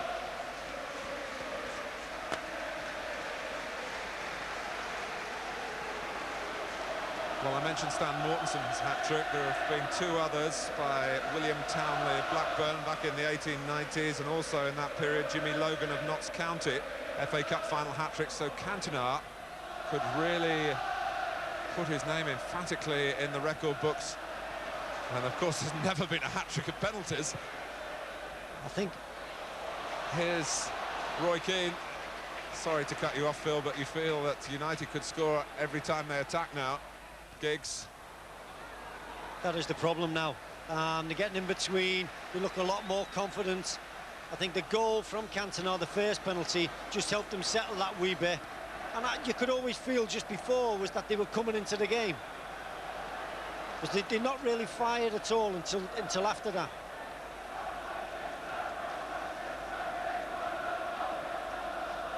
Mark Steen, I think, is the player coming off, and Tony Cascarino, the last roll of the dice for Glenn Hoddle, but the gamble hasn't worked here. Peacock, Kanchelskis, Cantona. Kanchelskis again, 4 forward for Manchester United. For once, not joined by Ince from midfield. They might not need him. Giggs coming in. Clark glancing it away. They're playing now, Manchester United, with supreme confidence. Everybody knows what's expected of them now. They've got Keane and Ince have gone and sat in the middle of midfield just to make sure they don't let Chelsea back into the game. There was one famous occasion this season when Manchester United lost a 3-0 lead at Liverpool. Those goals came early in the game. And Liverpool worked frenetically to get them back, but they had a lot of time in which to do it. It's not the case for Chelsea.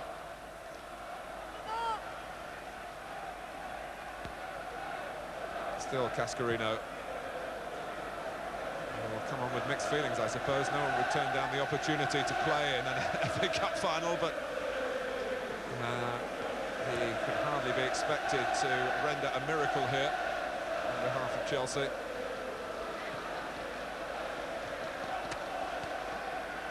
Times could be difficult for Chelsea now, trying to get the ball off Manchester United.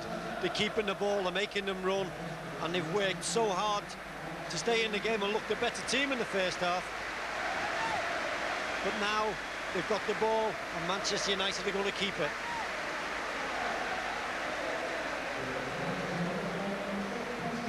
Cascarino, this could be his final appearance in Chelsea's colours. His contract is up.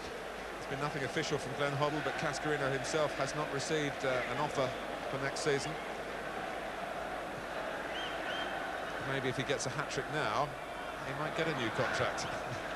Freedom of London, I think. He scores a hat-trick. He's got 11 minutes. Peacock.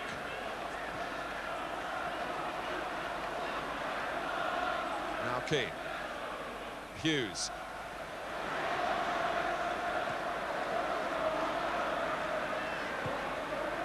Giggs. Cantona looked as though he was going to get in front of Sinclair. But the ball was just too long for him. Manchester United are going to add to the list of substitutions. Brian McClair was moving towards the touchline, but Alec Ferguson at the moment just keeping him away from the very edge of the pitch. And there's no sign of a board going up, although Andrei Kanchelskis could be the one to come off. Wise. Peacock. Spencer. Well, they're showing a good attitude, Chelsea. They keep coming forward, they keep trying to play, they're trying to get bodies in there. But Manchester United just looking at them. Steve Bruce trying to rally the troops, not to let Chelsea back into the game.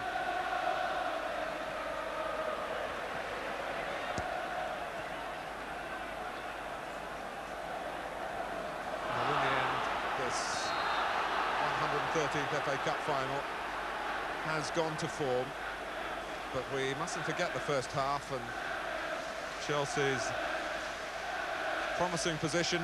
Peacock hitting the bar,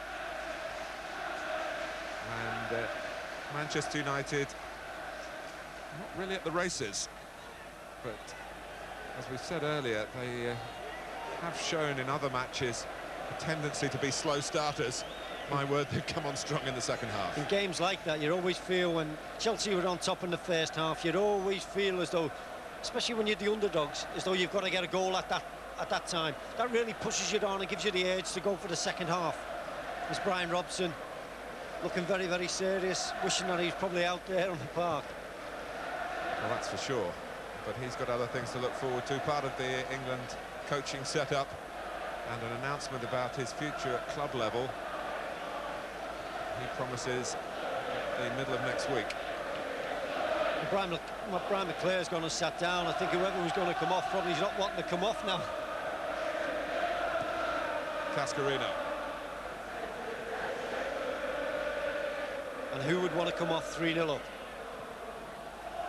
Spencer. The ball is on out to the right-hand side for Clark.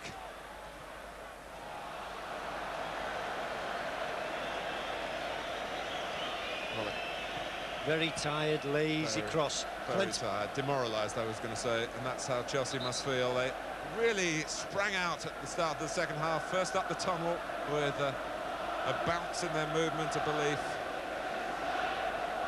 Ken Bates, that grisly bear of a chairman who provokes controversy from time to time, but has done such a fantastic job keeping Chelsea at Stamford Bridge. And of course they will be in Europe next season because of Manchester United's double. We await to hear the pronouncement from the Football Association as who will play United in the Charity Shield. They haven't made their thoughts public in that respect. But Chelsea qualify for the Cup Winners' Cup, although they're going to finish as the runners-up here today without any shadow of a doubt. 7 minutes to go.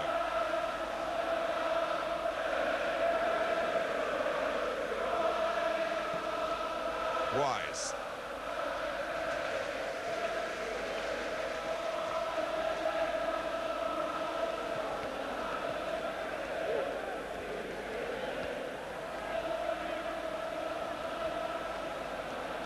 Here's Cantona.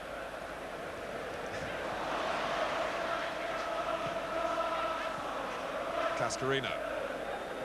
Todd. It's only started a couple of games since November. He's been out for a long time, injured himself. Had a spell of illness towards the end of last year as well, which kept him out of contention. He's been using himself recently as a substitute. Oh. Well, so Chelsea have got away with the ball that Eddie Newton would like to have had the chance to play again. I think if Ryan Giggs had been on top form, he'd have took that in his stride and he'd have been away again. He took up a good position in the second half, just filling in the midfield, Ryan Giggs, and looking to spring out from that trap. And away he goes. He looks as though he's put Steve Clark back on his heels a lot more. I think what we have seen again, Phil, today is that when you're level with Manchester United, they are mere mortals. You can make them look straightforward at times, but when they're in front, they are the absolutely best around at exploiting that situation. Yeah, I wouldn't say it's been vintage Manchester United. I don't think they'd even say so themselves. But at times, when they get the noses in front, away they go, and there's no stopping them. They can keep the ball, they can make it so difficult for you. I just wonder here in the closing stages whether this is a sentimental touch from Alex Ferguson, because he's going to use both his substitutes. He's going to take off Dennis Irwin and Andrei Kanchelskis to give a feel of the turf to Lee Sharp and Brian McClare, who've both done their bit in this historic season. Say Kanchelskis has done his bit today. Maybe the injuries hampered him just a little touch. But who can deny his pace when he's going, he's in full flow. He can frighten anybody.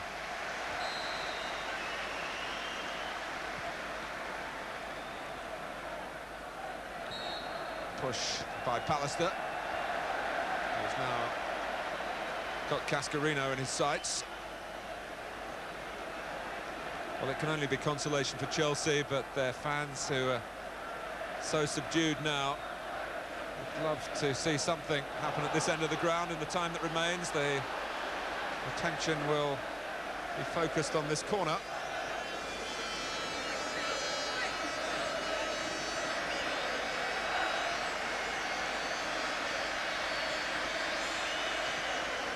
Wise takes it.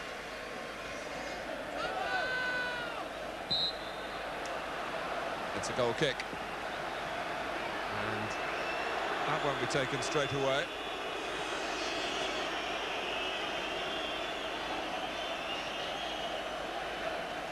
Roy Keane writhing in some pain. I think he got a crash on the side of the head, just on his cheekbone, from the clash of heads.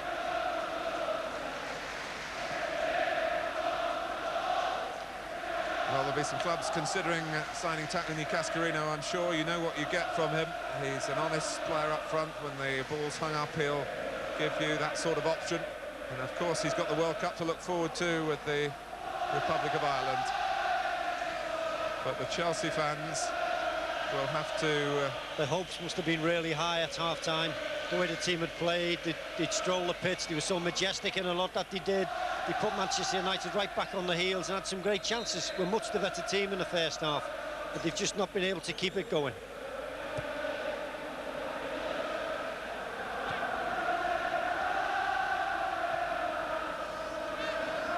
Keelback. Sinclair.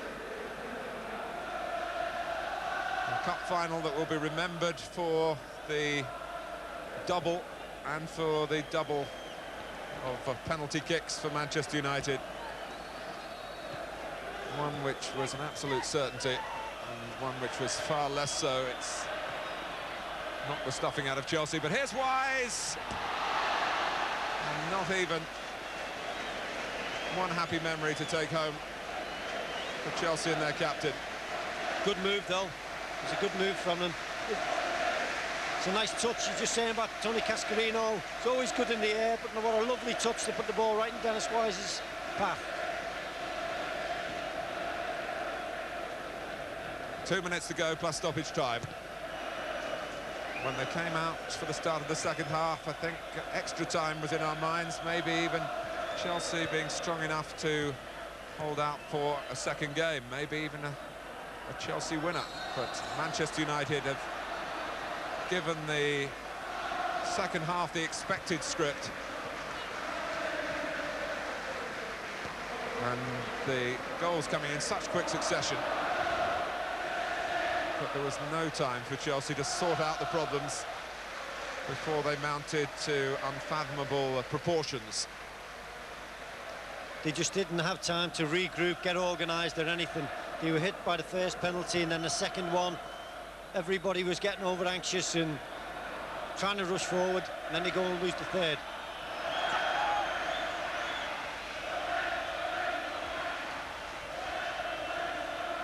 Yes, Glenn Hoddle was getting ready at 1-0, but he couldn't get on until it was 2-0.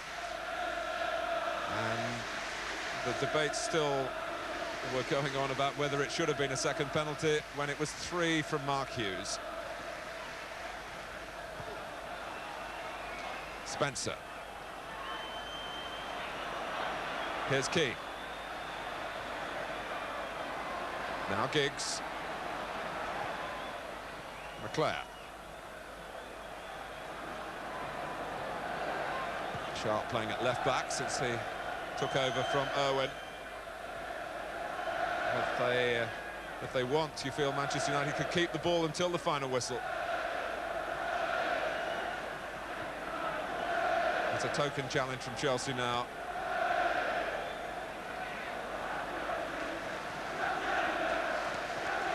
Ince.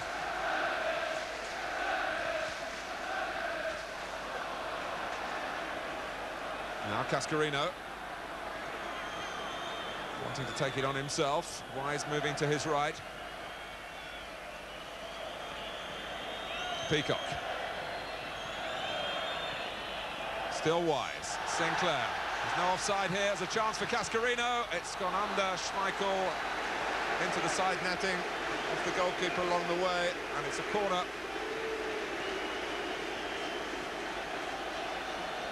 And this is a show of courage. Look at Dennis Wise there, trying to lift the supporters. He's had a right go, Dennis Wise. He's still going strong, more than probably half a dozen others. He's had a great game.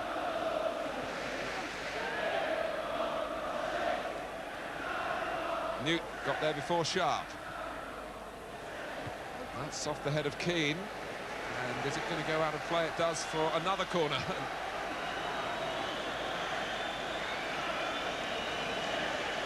Chelsea, in a year where so many of the underdogs have had success, came here hoping that that would continue on that theme right to the last. It hasn't panned out according to their plans. In this 1994 FA Cup final, the final of the penalties. Newton, who conceded the first. Wise, Newton again. Cascarino, now, this time, no, Schmeichel refuses to be beaten. John Spencer spinning into the shot. Even the Manchester United diehards might find a bit of sympathy for Chelsea in this situation. Clearly beaten, but battling on to try and make an impression on the scoreline in the closing seconds. I was wondering when Cantona was going to get the ball. Steve Clark standing at the back on his own. Ince put through by Hughes.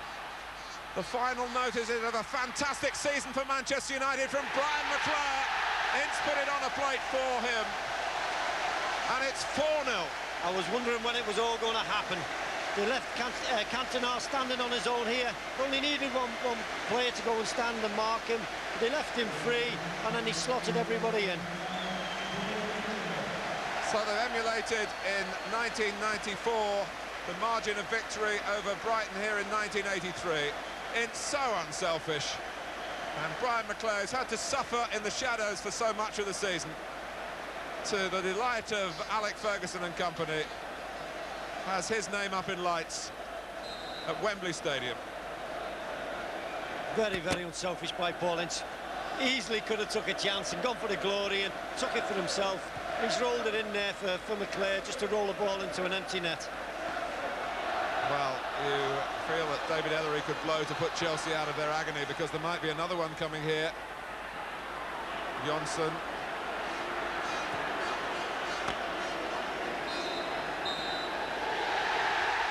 The dream of the double has come true for Manchester United. And how?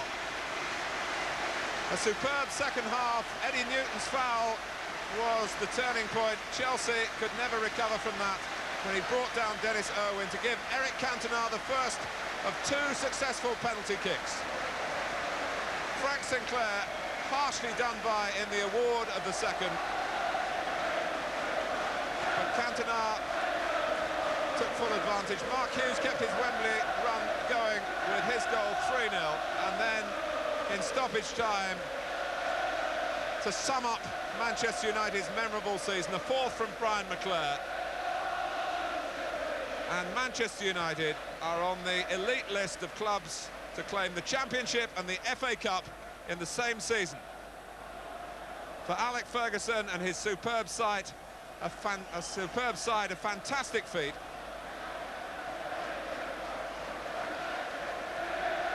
But after 2 terrific triumphs over United in the league, Phil, it was 3rd time unlucky for Glenn Hoddle's Chelsea. Yeah, we can look back, look at the work rate of the entire side in that first 45 minutes, maybe an hour. They put so much into the game, and on this sort of pitch and everything, you always wonder whether you're going to leave anything else in the tank. Maybe they just ran out of a bit of steam.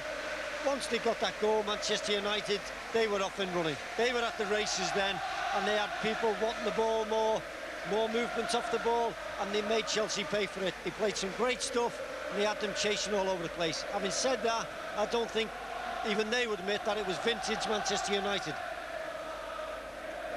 Consolation for Chelsea in their guaranteed place in the Cup Winners' Cup next season, but at the moment that's little consolation.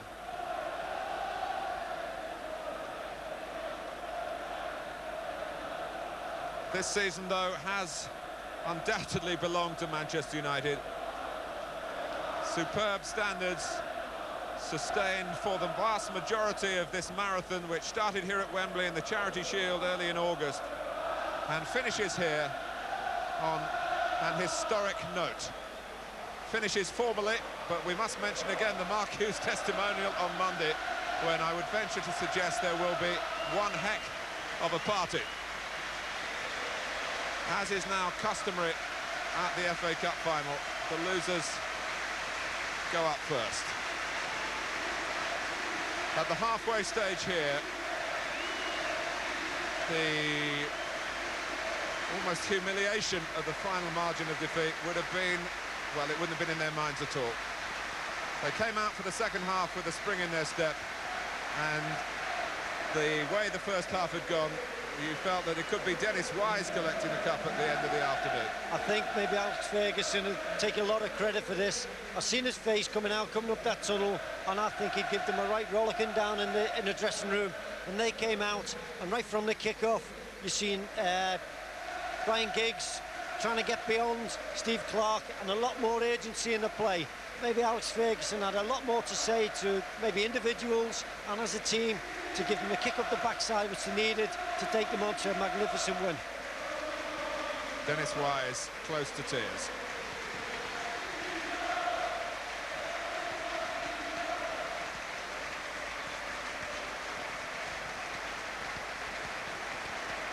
But Chelsea, who were punished for the fourth goal by their cavalier and courageous attitude in the closing minutes when they tried to score themselves and came close a number of times, and they deserve a pat on the back for that. Instead, they found that Dimitri Karin was left exposed yet again. Hughes, Ince and the team play that is Manchester United meant it was McClare who had the honour. Glenn Hoddle gets a players' losers medal and a memento as a manager as well. So the scene is set for Steve Bruce, the first Englishman to captain a double success at Wembley. Northern Ireland's Danny Blanchflower led Spurs in 1961, two Scotsmen, Frank McClintock in 1971 with Arsenal, and more recently Alan Hansen of Liverpool 8 years ago.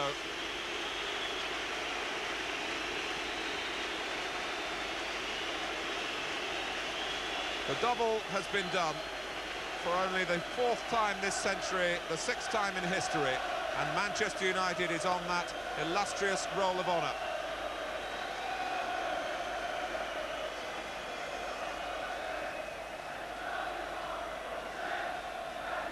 One of football's most famous sayings is that the best side in the country wins the league, but rarely the cup, where luck can be often decisive. Well, this year, the best side has won them both. The FA Cup to set alongside the Championship. That side is Manchester United.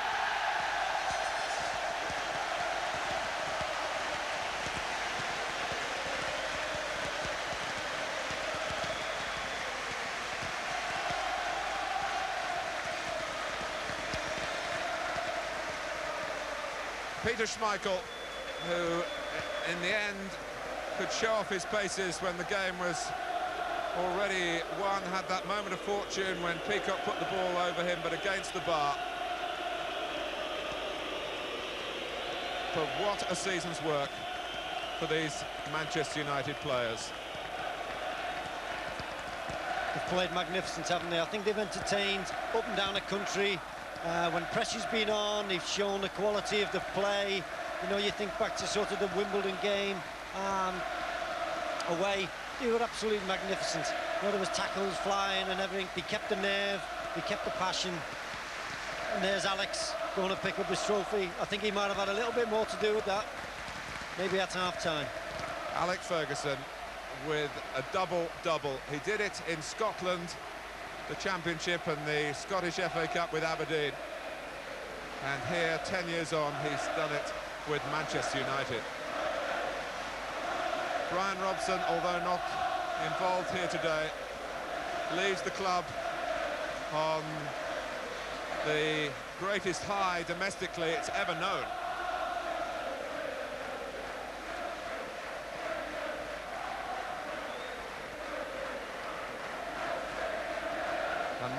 they just gather themselves together, Manchester United, for the lap of honour. Bobby Charlton beams from the royal box.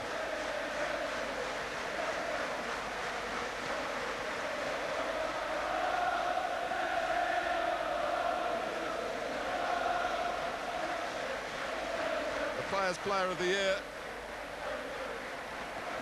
had to take those 2 penalties. He made them look effortless, but there are those who failed, as I said at the time, most notably John Aldridge. When Liverpool had that gone in, might have won the double themselves in 1988. They were already the champions. They lost the cup final to Wimbledon after Dave Besant's penalty save from John Aldridge.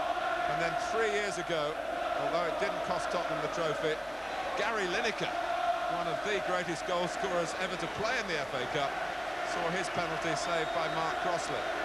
Cantona completely confounded an international goalkeeper in Dimitri Karin, not once, but twice.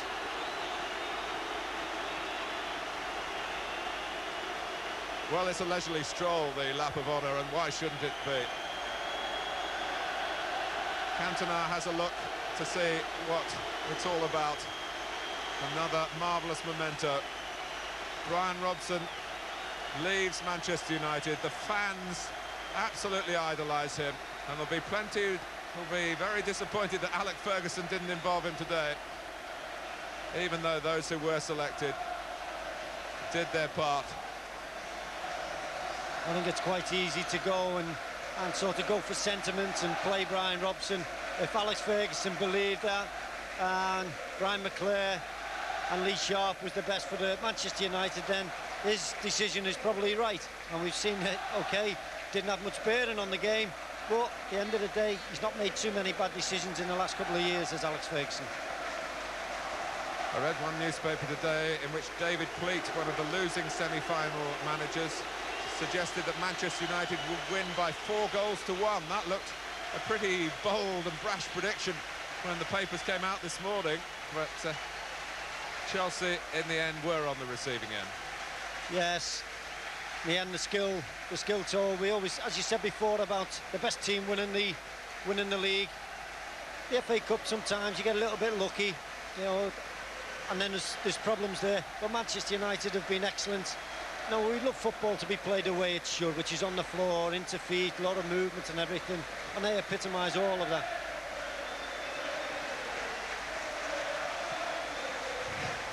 Well, Tony Cascarino has retained his sense of humour in defeat. But in years to come, when they talk about the great Manchester United sides and comparisons, sides in the 60s, the European Cup was won here by George Best and company in 1968. That was a glorious Manchester United team.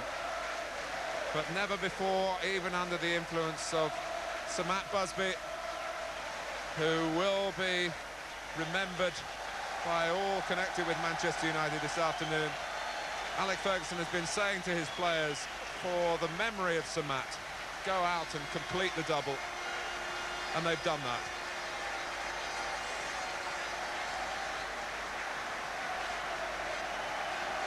Singing in the rain, Manchester United. An FA Cup final that they've won by 4 goals to 0.